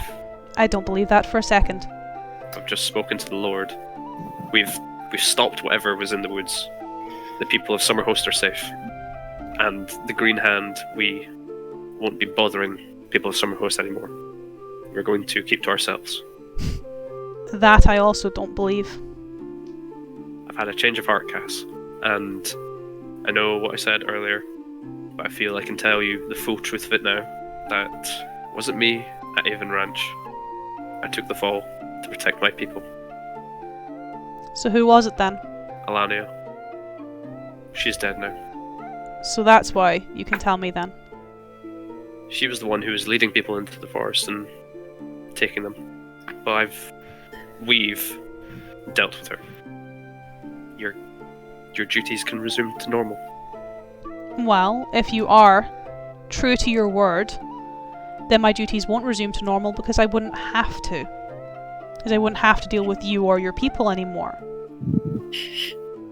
Okay, let's rephrase it. You can return to what your post was supposed to do.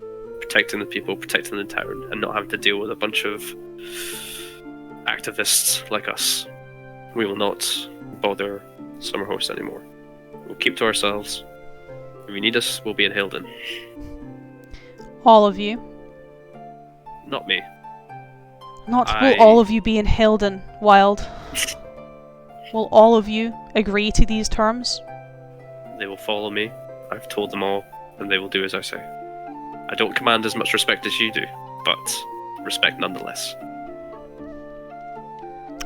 Okay then. I'll believe you. As she kind of grins. But if a single member of the Green Hand leaves Haledon, attacks anyone, destroys anyone's property, or acts out of term of what you've just told me, they're going to the Citadel. They can be tried in the Citadel. When I said we keep to Haledon, I meant obviously we'd keep all our business there, but we'll still come into town for supplies and things. You have always been welcome to visit Markusar. You have always been welcome to come in for supplies. But if any of your people attack my people in any way to damage their livelihoods, I'll send them along with their records. Absolutely. Couldn't agree more.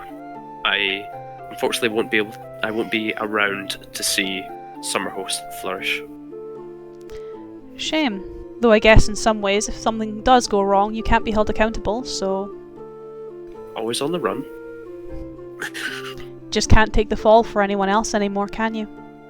No. Let's just hope everyone in your encampment, everyone in your commune also saw your change of heart. I mean, I am literally an elf now. You can't get a much bigger change of heart then. I was a dragon heart, now I'm, whatever. Change of face, still the same person.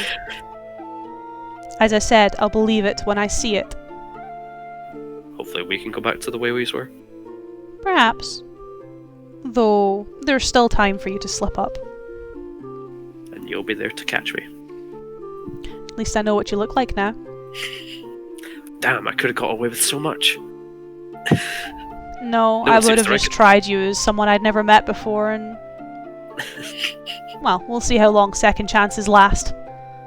Maybe don't tell, and I gesture to all the guards, don't tell them I was here.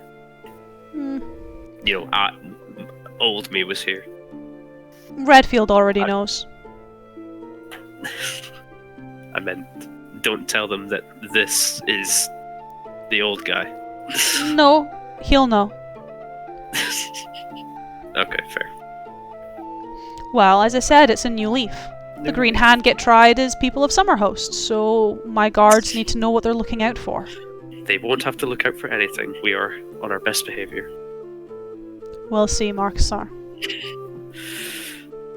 I'll let you get back to your training. I'm sure you have something to be doing too. Changing the world.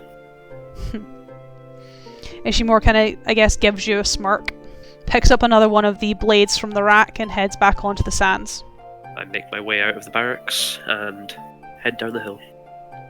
As we jumped to Wulfric and Ranagash, heading into the small confectionery shop. There's a little contraption thing, so just be mindful of that as he opens the door. As Ranagash, as he does open the door, you do see the little contraption thing. As the little bell rings, the little arm swings out and a little sweet sits upon a little metal tray as Wulfric enters into the shop. As you kind of head in, with the rows and rows of jars of sweets and the confectionery and baked goods behind the counter, Freddy is, I guess, stacking shelves, filling jars of new sweets and putting them upon the shelves. As he sees the two of you, about to obviously holler, tell you to just peruse the shelf, sees Wulfric, kind of smiles. How's those, how'd the sweets do you? Very well, thank you. They were excellent. Good. Did they last the time, or was it a bit shorter, or? They lasted the time perfectly. Thank you very much. That's good. I gotta admit, I was a bit worried about it when you left, but hey, seems to have worked out for the best. Who's your friend? And this is Ranagash. We're just here to peruse something to buy before we get on the road. Well, peruse away, gentlemen. I'm just restocking myself. If there's anything I can help you with, do let me know. As he kind of smiles at Ran before he goes back to stacking some shelves. Alright, Ranagash. Anything you like and anything particularly catching your fancy? We'll get a couple of the lads. Never been much with sweets. It's not, not many of those are in the forests. There reminds me of a wee sweet shop in back in Hothzall. Lovely wee place. Used to go down there. Used to get my coppers from my dad. We're working with him at the lumber mill, and then I'd go down and I'd buy myself classic Gildenfell apple turnover, and I'd sit there, my feet in the river. Really paints a picture. Sorry. I like to imagine Wolfric's eyes were completely glazed over for that whole thing, as he's literally just transported himself back. Wolfric doesn't get weird, scary visions. He just has nostalgic reminiscences about his past. Like the rest of them have prophetic dreams with scary music. All of his dreams are like up music in the background as it's a nostalgic moment in Wolfric's past. Must feel nice to be heading back up there. Aye, it's been far too long. I reckon we'll be swinging through in time for a couple of festivals, so I'll have to show you boys around. Sounds good. I wonder, I remember the last one I went to, they had, now there's a very special seat. Are you familiar with what a dunk tank is? Really? Wow. Come on! He's from a small town. He's basically Wolfric is a country bumpkin. Yeah. He's basically from like I imagine like dunk tank bobbing for apples, like old-fashioned corn mazes, like at the end of harvest season, like just the last bit of the corn in the fields. Yeah. If this campaign was like set in real world America, Wolfric would be from like some middle west state like Idaho. He'd be from he'd be from corn country. We're not in Kansas anymore, Ram. Do I need to roll to know if I know what a dunk tank is? I mean, you would have never heard of anything like this before. The closest only tanks you will have come across is things that are used to fill or be filled with alcohol. I can't say I'm familiar, no. Right, imagine a big barrel that's got like a glass screen on it. And it's got a wee contraption on top with a chair on it. And the barrel is full of water. Right. And a person is sat on it. And we kids pay money to the person who runs it. And they get to throw little balls at a target. And if they hit the target hard enough, it drops the person into the water. Right. Can we put Wolfric on the seat? Ranagash is like, what the fuck is this? Like, why is he optionally being drowned? And they call us uncivilized. It's just a fun thing for the weans. It's just a fun thing for the weans. No, I'm just fucking... Well, they sell pets. They sell food. Do you win a goldfish? The giant stuffed animals. Do those exist? Like toys. Are goldfish real in your world, Em? Or are they like fictional creatures? Roll for the existence of goldfish. I don't think there would be goldfish, because obviously goldfish is a very domesticated fish and tends to be quite like invasive if it's released back into the wild.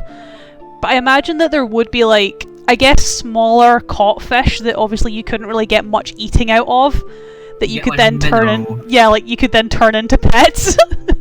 Minnow. You get like minnows. Minnow in a bag. You get like a wee fish in a bag. You put in a bowl and you look at it. They don't do much, but it's nice to have around.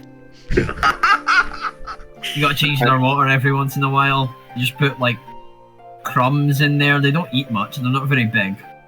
Right. Don't get me started on cow tipping. That's a different thing. Oh come on! Don't pretend like folk don't go cow tipping where Wolfric's from. Hilarious. Markusar, I fight for the rights of all animals. Wolfric, who has pushed over several adult cows in his lifetime. I'll hear something. I do not see it. Like, I know it's a Scottish thing, but I can definitely imagine there being caber tossing. Because that just seems right for, a lumberjacking community. Yeah, it's basically, I'm imagining the Gildenfeld as like this weird, is like the perfect Frankenstein's monster of Germany, Middle America, and Scotland. Do you have, like, your own Highland Games? Think of the I would beers. imagine so. Yeah, think of the alcohol that would come from that unholy union. The most fucked up dialect you've ever heard, but their alcohol's perfection.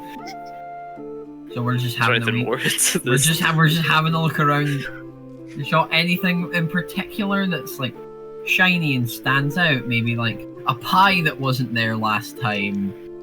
Something savoury. I know it's more of a sweet shop, but like there are savoury treats.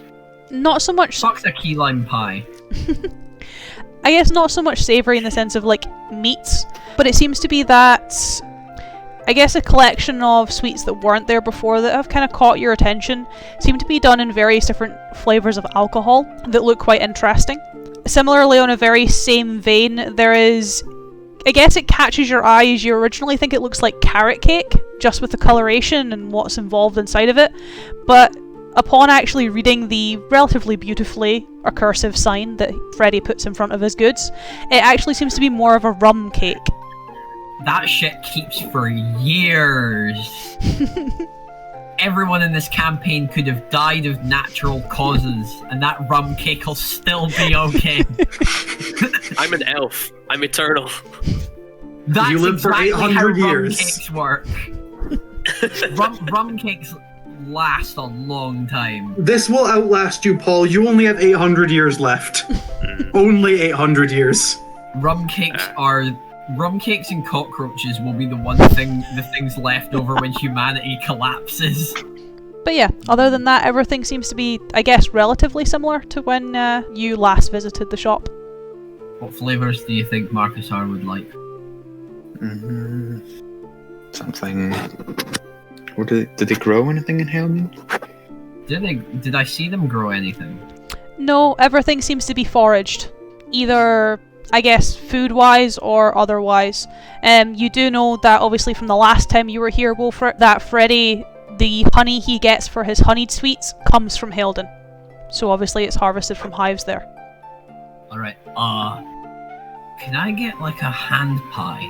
Like, filled with like a honey mixture? Or like, what are the honey options available? He has, obviously, like his hard candies, he has the taffy, that's, I guess, a bit more chewy. In terms of, I guess, more pastries or bakes, the only thing that you can see that has honey in it seems to be almost like I guess the closest thing would be almost like a flapjack slice. I Right, do like flapjacks. I'll take one of those flapjack slices. I'll know what a flapjack is. Yep.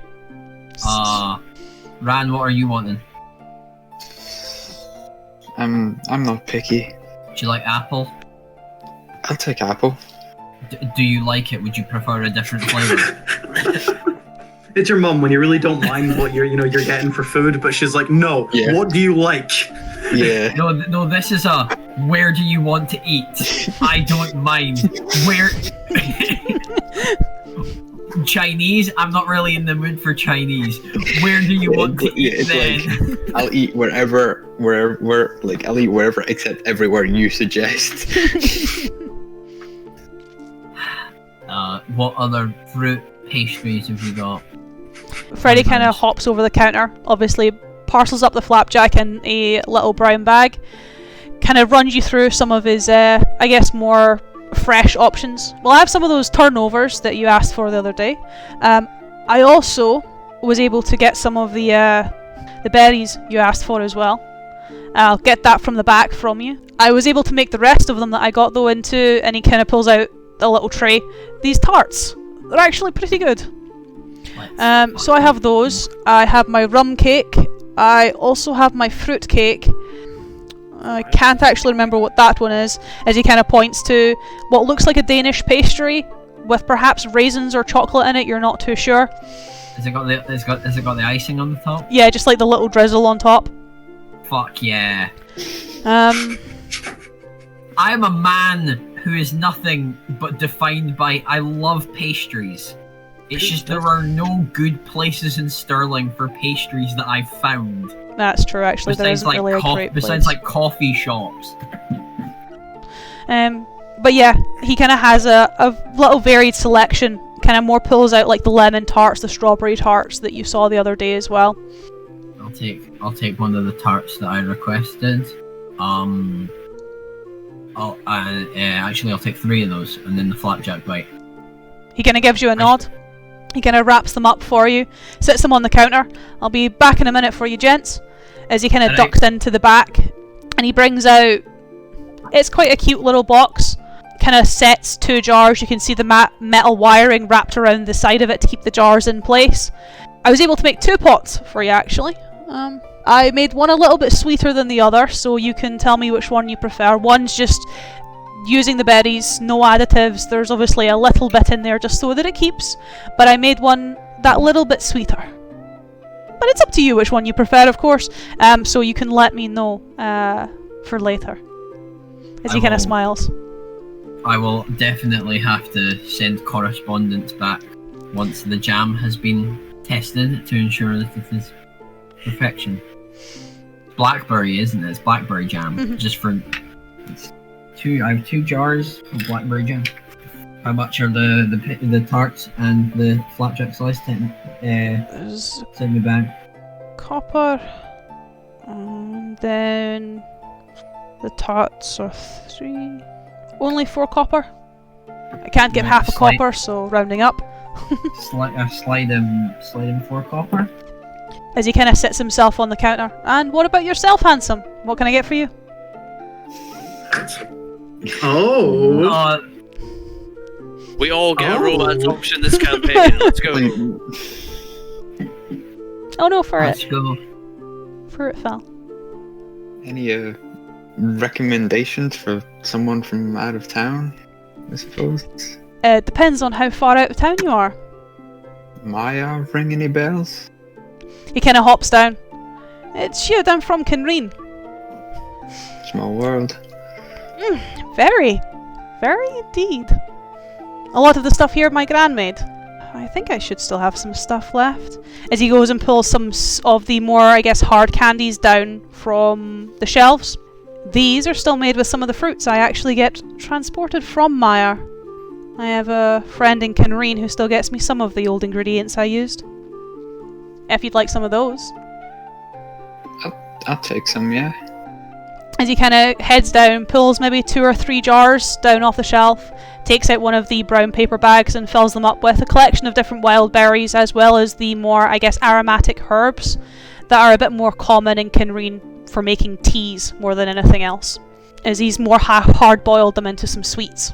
Sets them into the paper bag and smiles, handing it over the counter to you and putting the glass stoppers back on the jars. How much? No charge. As he kind of smiles at you. Nothing you need to worry about. I can count it into your friend's down payment. You're sure? 120% sure. Damn. Flirt. Ran gets pretty people really do get everything. He doesn't even have the cat ears. Not yet. It's not Catboy Ran yet. That's what's in the back room of the sweep shop.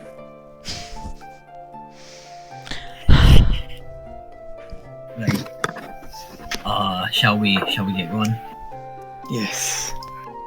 As the 2 of you are kind of waved out of the shop by Freddy. That was fun. Indeed. Let's get back to the saddlery. Yeah, with the rest of them. Yeah. You thinking, Matthew? What's Matthew thinking? Spoilers. I'm gonna just... That's my line. You're not allowed that line. Is there something you want to say, Matthew, or do you want me to move to... No, I'm just planning ahead. Oh, okay.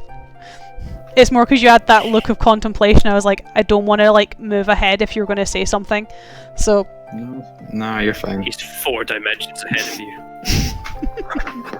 as 4 parallel universes where everyone is. as we'll jump to Eidolon. Hello. As you're heading to Neela's, much to your disappointment. I just don't want to speak to the annoying woman. I'm fine with the shop. The shop itself, as you kind of head in, is pretty nice. Like, it is a basic general store. There are fruits and vegetables for sale. There's a few oddities, like even basic leathers and basic linens, like small things that are for sale. As you kind of head in, Neela kind of comes, I guess, towards the counter, steps up over it so that she can actually see, recognizes you. Ah, how's your friend doing? He's doing fine. Good. That's good to hear. What can I do for you? Or do you know what you're looking for? I have an idea, but as I'd sort of just look around, and I'm looking for a sketchbook. I don't know if I'd be able to see one of those, and if not, I'll of course ask her for one. I guess not a sketchbook per se, but you can find, I guess, empty books would be like your closest, essentially like blank books, leather-bound books would be the closest you would get. It's gonna sound weird to use this, but like preferably a bit larger than A4, if possible. Not that you can see on the shelves. Yeah, in that case, I would just go up and ask. Yeah, probably just a blank book for drawing in. Something a bit larger than what's actually on the shelves over there. But if not, I'll be taking one of those. If you give me a minute, I'll check in the back. I might have something, though it's usually reserved for the soldiers and my brother. It's a map book. If I can find one, I might have a blank one. If that'll work for sketches, then that'll work. It should. It works for map ink. Yeah, sounds perfect. And some pens or paints if possible. Or both. I don't have a lot of paints. They tend to be a bit more specially made, though I do have some coals and some basic ink. You can take your choice. Third aisle along and on the top shelf, you'll see it there. I'll be back out in a minute. I'll go over and pick those up as gestured. She's kind of gone for, I guess, a little over a minute, as you can kind of hear her searching for some stuff. Okay. But she does eventually come back out with a map book. Yeah, that looks about right. Thank you. As I sort of just look through it, make sure the paper is good quality. It is pretty good quality. It's proper parchment, so a little bit more expensive than other stuff in terms of, I guess, medieval. It's a lot better than most books and most maps. It's not tanned hide or it's not leathers, it's actual parchment. So that itself is pretty good. And it's leather bound, so that's also a bonus. That sounds pretty ideal. Is this all? Yeah, that'll be about it for me. How much? All in all for the whole set, 7 gold? Yeah, I count out. Actually, I'll put over a platinum and get change. Yeah, she'll give you some change. Though she will look a bit, I guess, funny at you. In the Lord's favour, are we then? Well, when you stop townspeople from being kidnapped into a forest, you tend to get that. I thank you. It's been causing us a bit of bother for quite some time, and it'll be good to get my brother out the house and actually doing something again. Well, as long as that's the only bother being caused to Summerhost. Anything else I can do for you? And she kind of slides the change across the table. No, I'll take that, put it in a rucksack. No, that'll be me. Thanks. Have a good day. Thanks. As I turn and leave the shop. I'm assuming it's still about afternoon. It is, yes. And Paul mocked me for it before, but I would be heading to Potter's Pottery. Getting into the afternoon, heading into the small pottery shop. It's not Amalia behind the counter.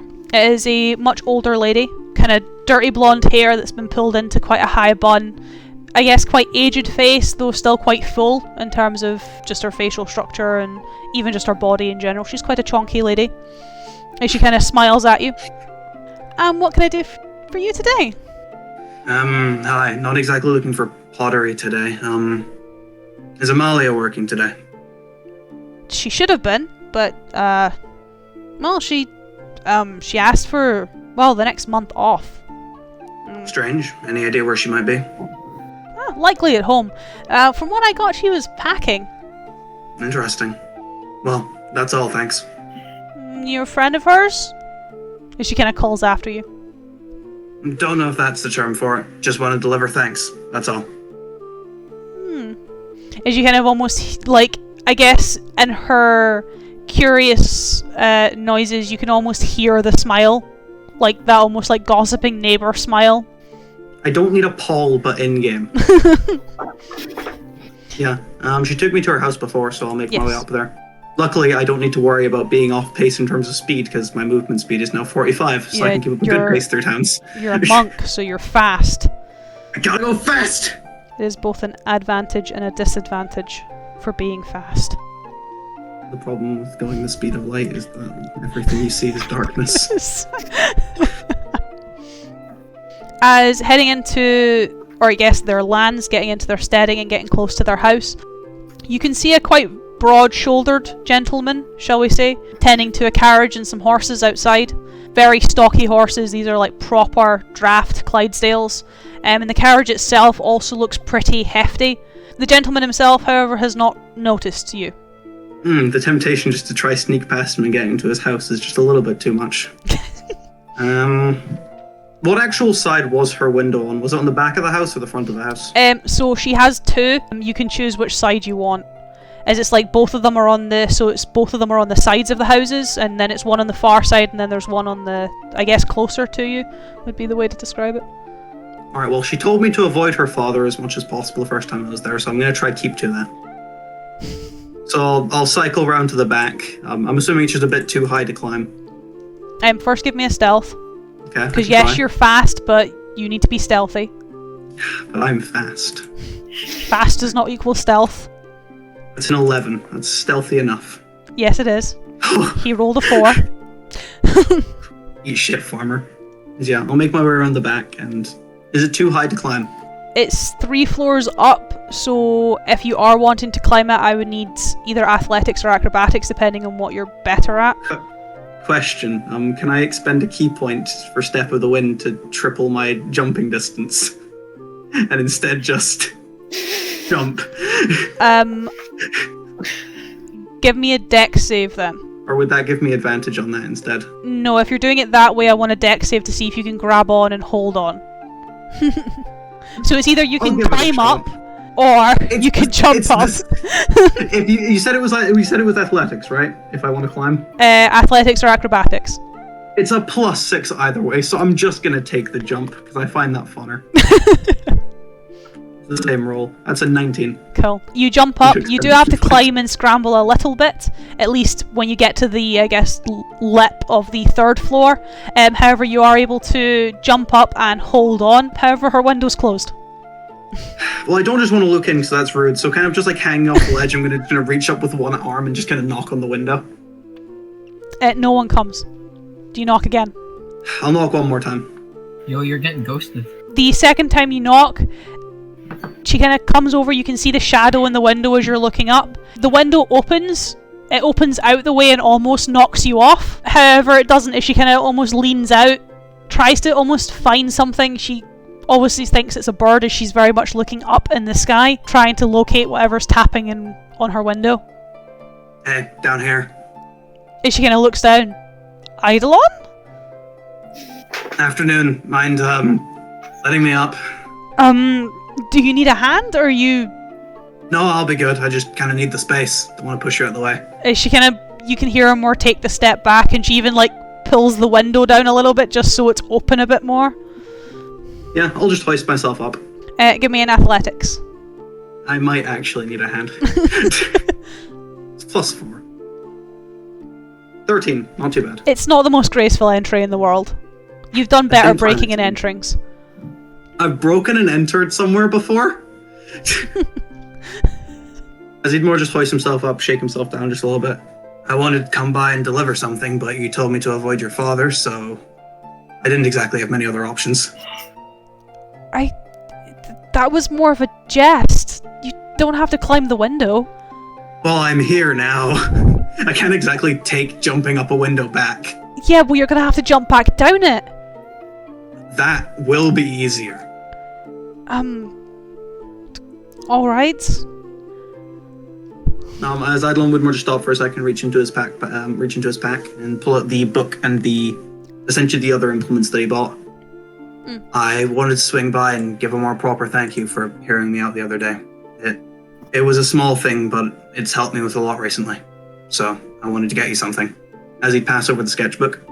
She kind of looks at it. She does kind of smile for a moment, though she kind of almost takes it back. You didn't have to. I never said I had to. I said I wanted to. Well, thank you, I guess. Isidore just give a nod and turn, not to jump out the window just yet, but to look out it. What is it called? What's the name of the person you work with? Your co-worker said you're leaving for a while. Yes. She kind of smirks. I guess if you took on board what I said, I took on board what you said. I convinced my father to allow me to accompany him on his journey. Pottery-related journey? No, actually, farm-related journey. But yes, I managed to convince him to take me north with him. That's quite a trek. Going through the Citadel?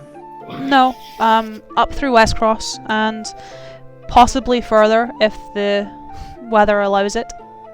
Well, that could be partially ironic, as he turns to look out the window again. Why is that? Well, after a course of events in the forest, we're not exactly heading back to the Citadel. Through Westcross is the way we're going. And then perhaps we'll meet again. Unlikely, but if I see you, I'll make sure to give you a wave. Well, if you're ever in the farms, then that'll be more likely. I'm going for business more than anything else, but no. If I like it, maybe I'll stay. Well, take time to use that at least, as I'd more just point towards the book. Though it would be highly ironic if you already bought something for that, and this effort was wasted. No, I hadn't even thought about that. Well, maybe give it some thought then. Well, I can't leave it behind now. No, that would almost seem disingenuous. But again, just thank you for hearing me out, and for giving a level ground of advice. Well, it seems like you needed it. Then, more than ever, and now it's more helpful than anything else. What? The cat not got your tongue anymore? You could say the cat's gone, but the tongue's still stuck. At least that's a start then. Anywhere's a better start than where I was at. Hence, the arbitrary gift. So you keep saying. I'd give a raised eyebrow to that. It's been a while since you've bought something for someone, hasn't it? Is that meant as an insult? It's more a curious question as, well, everything you say seems to lead back to the gift you bought me. Well, it's more I'm not exactly here for any other purpose, so I don't exactly have much to talk about. Then why not just give me the gift and leave? I know you've been helpful to talk to in the past. Does he more just give a shrug of the shoulders as he sits on the windowsill? She kind of sets the sketchbook down upon one of the cases that she's clearly been packing and sits on her bed. So, do you want to talk again? See, there was something I was going to say, but now I know that you're traveling. I don't know if I should be so sure. And what? Who am I going to tell? My father? That would go down great. Oh yes, listen, father. All these things this random man I met in my shop and brought into the house without your knowledge has been telling me. Madeline would more just sigh, pick himself up from the windowsill and just like, oh, do you want to hear another ramble in that case? I have time before I'm expected downstairs. And even then, you could just throw yourself out the window. That's going to be my plan anyway. As I'd stand up and go take a seat next to her on the bed and elaborate to her about the wolf man a little bit. As you're having these conversations, she kind of comes, a bit more understanding. She kind of offers her sympathies to you. Though ultimately, by the end of it, gives you a conclusion that I guess maybe he hadn't really thought about before. As before you do launch yourself out of the window. I know how I'm going to do it too. She just kind of smiles and says, well, I understand, but I don't know, maybe you shouldn't be so fixated on it. He'd more give a nod, stand up from the bed and go over and sit on the windowsill again. I didn't exactly say all that for any means of getting advice, but I more just wanted to get it out. I know, but it seems like why you're doing it's just... Perhaps you should just do it for the greater good and stop making it so personal. I trust you can understand why unpersonalizing something like that, depersonalizing, sorry, would be difficult. Yes, but when my mother died, it took me a while, but I had to move on. And holding on to something like that takes away all those good memories you had. You only remember the end, you only remember the bad. maybe if you start depersonalizing it, you might start remembering all the good things. I'll give that a shot. No promises. Hey, you've started loosening that tongue of yours, so who knows? And it seems to have worked out for you. You aren't too bad. As with that, sitting on the windowsill, I'd literally just let myself fall out of it backwards. You do kind of hear her run to the windowsill to obviously, I guess, check as she kind of leans out. Funny monk reaction, slow fall. Oh, I was going to say give me an acrobatics, but you're slow falling. I can just reduce any fall damage. It's just what I can do after 4th level. As it is quite a deft landing, as you kind of tumble, and she kind of just smiles and waves. See you sometime. I'd sort of call up before realizing my mistake, as I know her dad is outside, as I'm going to take the dip down the hills. You do start to hear, I guess, as you're taking the dip, you see the window close and you do start hearing someone's feet marching on the gravel round to see obviously where the noise was coming from. Do I need to make a stealth? No, he's not that fast. And you are a lot faster than he is. Eat shit, fall off your horse. You should dash. Should I key point dash and then dash again? Do you know what? I'm going to do that because that's funny. Key point dash, dash again. So my movement speed has become 90, 180. I can move 180 feet. As for Wulfric, Ran, and Markusar, you guys obviously meet at the Emblazoned Saddlery. You're starting to tack up your horses, obviously starting to get your stuff together, as Eidolon very quickly, with 180 movement speed, runs through the door of the stables. Hello there. Hi, afternoon. Are we heading off? Aye, but first, Where are we exactly heading off to? heading I'm not towards even the there yet, am I? Gildenfeld. No. West Cross is our first stop. As long as that's okay with you, Wolfric, it is on the way. Absolutely. Ranagash, you've got some questions for the Lord, so maybe we spend a night there. Yeah. It's a town, we can resupply some rations. I reach into my bag. I got a couple of these, and I hand a tart to Ranagash, a tart to Eidolon, keep a tart for myself, and then reach into a different bag and hand a flapjack to Markusar. Aww. It's made with honey from Haledon. I figured you'd want a taste of home before we set off. Thank you, brother. I'd take the baked good, I'd raise up the water skin over to Wolfric and just say, cheers. As I take a drink and just start eating before, of course, we head off. It's our last chance to chill inside.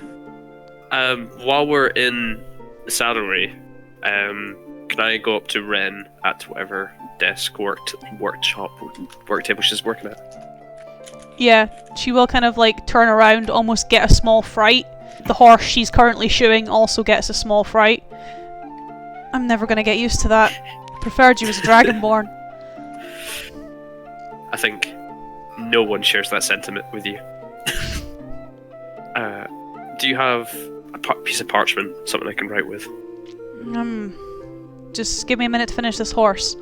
And she kind of finishes shoeing the horse, sets the foot down, kind of dusts herself off, heads more into, I guess, the house portion of her shop where she actually lives, and brings you out some parchment, brings you out some paper. Thank you. I start writing on the paper, and it's a message to Doholan. It's like, I have to go away now. I don't know for how long. Must be sick of hearing this. I don't want the Green Hand to make any moves on Summerhost while I'm away. I'm leaving you once again in charge, brother. Keep them safe. And then I'll sign it, Father Markusar Wild. I have the most amazing signature. It's Father Markusar. It's like John Hancock, you know. Mm. You should draw the over-exaggerated symbol, and then Em can put it on the video at this point. No, because I don't actually have a really good signature. Oh, pathetic. It's what RPing is for. I'm living vicariously through my character. He has a nice signature. I don't. That's the real fantasy. Having a nice signature. It's not casting magic, it's having good handwriting. So yeah, I write that note. I fold it all up and fold it into like a little envelope, you know, so no one can open it or read it. And I give it to Ren. And it's like, can you get this to Dorholan for me? I can do, aye. Now that people are saying the song's gone, Should be able to get into the wood, no problem. I thank you. I want to be able to see them again before I leave. So I think the intention is that we're heading off immediately. Is that right? And I have to kind of turn back to everyone. As in, are you in the same room as us? Yeah. Yeah, I imagine we're all in the same room. I'm maybe on the other side of the room. I call back to everyone and say, Are we leaving now? As long as we're all done our pastries, yeah. Yes.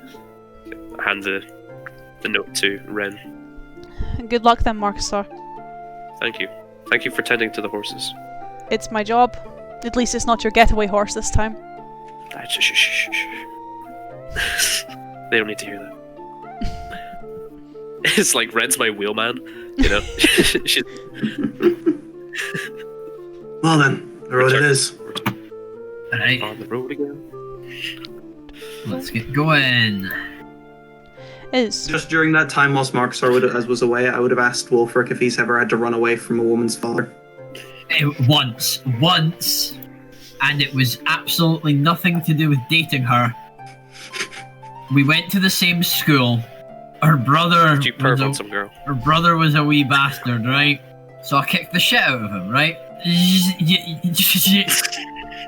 Haledon gives a slow, very understanding nod. Can't be doing with the disrespect he was dealing out. See, I gave him the old 1-2 buckle my shoe. So he rightfully deserved it, and then you got chased. Hit the deck like a sack of flour, Oh, and then his da comes chasing me with a saw. Did she get away? Well, I mean, I lived to tell the tale, didn't I? I was just wondering if that might be Wolfric's where a a white few of your knight. scars came from. No.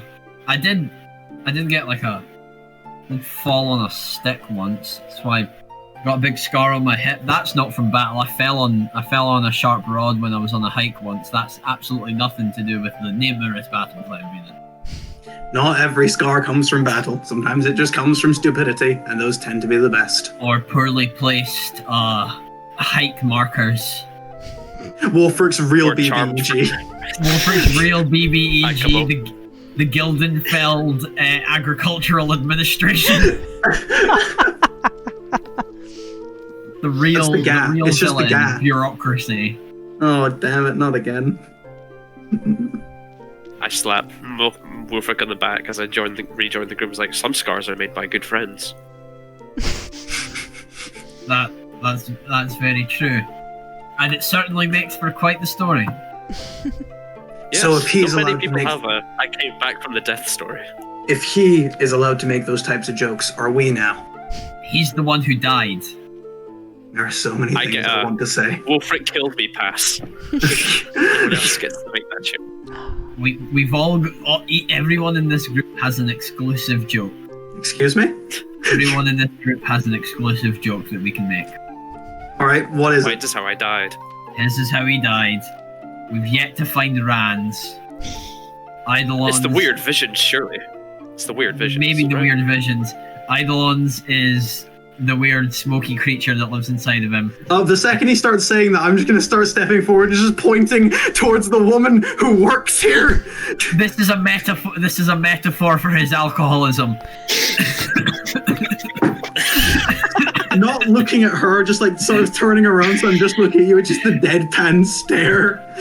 We all have our demons. Some are found at the bottom of the bottle. And mine is the blunt force trauma I've experienced. Statues, am I right? Can never look at them the same again. Right, we should leave. Yeah, it's about time we get out of here. As you leave Summerhost and begin to make your way on the road, is there anything you guys, I guess, would like to, capping off this session, say to one another or talk to one another about before we move on to greener pastures, moving north? I got some jam. You did get some jam. Pretty fucking good jam. Has anyone got any bread? Technically, you would have essentially like wheat bread that you could use the jam on. Toast. Toast. Anyone, Ranagash, cast produce flame. anyone fancy some tea? Anyone fancy some tea and toast when we stop? Oh, that sounds good. I'll brew the tea. I've got the jam, and we've all got the toast. Literally the first time this party has ever seen tea work, and it's to make fucking tea and toast. tea and toast is a universal constant. It is worth it. Did anyone ever watch? Did anyone watch Dunkirk? And in the movie, they're about to start getting evacuated off the beach, and they get onto the hospital boat, and immediately, as soon as they go onto the bed, they're having like just jam and bread, and I don't know if it's just like the Brit in me, but it's like, oh, that's so patriotic. Just a bunch of guys gathered around just having jam and bread. And you're like, that looks so good. Shame that the boat gets sunk. But is that a metaphor for us at the moment? Still, so Maybe. Can I make a weird point? Yeah. This has been the first time since session 1 when the whole party has at least been partially unified. Yes. It's only taken 11 sessions for to get over Paul's innocent murder. Innocent. Yeah. It's like we have all hung out, but it's like this is the first time we're all hung out and we're all like friendly with one another. Which is quite refreshing to see. For now. But yeah, pardon me. Which means Wolfert goes from grumpy bastard to dad jokes. Oh no. And then we'll cycle back to grumpy bastard the second something weird or fucked up happens. For now, with kind of you guys leaving Summerhost, we will end for tonight on the note of tea and toast. Yes. I'm gonna go have some tea and toast right now. That's canon. We had tea and toast. Tea and toast. Thank you, Wolfert. As we'll we'll continue your adventures next time as you guys are back on the road and heading to Westcross. Paul survived Summerhost. Well, kinda. A half and half Summerhost. In a physical sense, yes. Not in a physical sense. Very not in a physical sense. Still don't trust Markusar. My consciousness survived. Well, I rolled a nat 20, so you do actually. That's not how it works. That is how it works. He's gone from a 1 to about a 2.5, maybe. He can't tell that you're lying, but he doesn't have to trust you. Yeah. You got a nat 20 on M, should trust you. Yeah, but not that on... was the one nat 20 I needed. Because quite literally, in the combat and everything, sure, whatever, I'll take critical fails left, right, and centre. But if I don't get the deception right on the party, then Eidolon would... If I crit failed there, he would have fucking just murdered me right there. Yes. Yeah. Yes. Is the long and short of that. That's not a joke. But no, I hope you all enjoyed. I hope my boys enjoyed, and I hope everyone watching actually also enjoyed getting a little bit more of a drop into, I guess, Markusar's story after Summerhost. I wonder if people still like me. You're a little bit nicer now. You're a little bit more likable. Little bit. A smidgen. But you talked to the Lord with some respect, and that's the best part. But I Even guess if you we'll were see. We'll see if that continues going forward. Yeah. Who knows? But from now, it's goodbye from me and goodbye from my boys. So we will see you all next time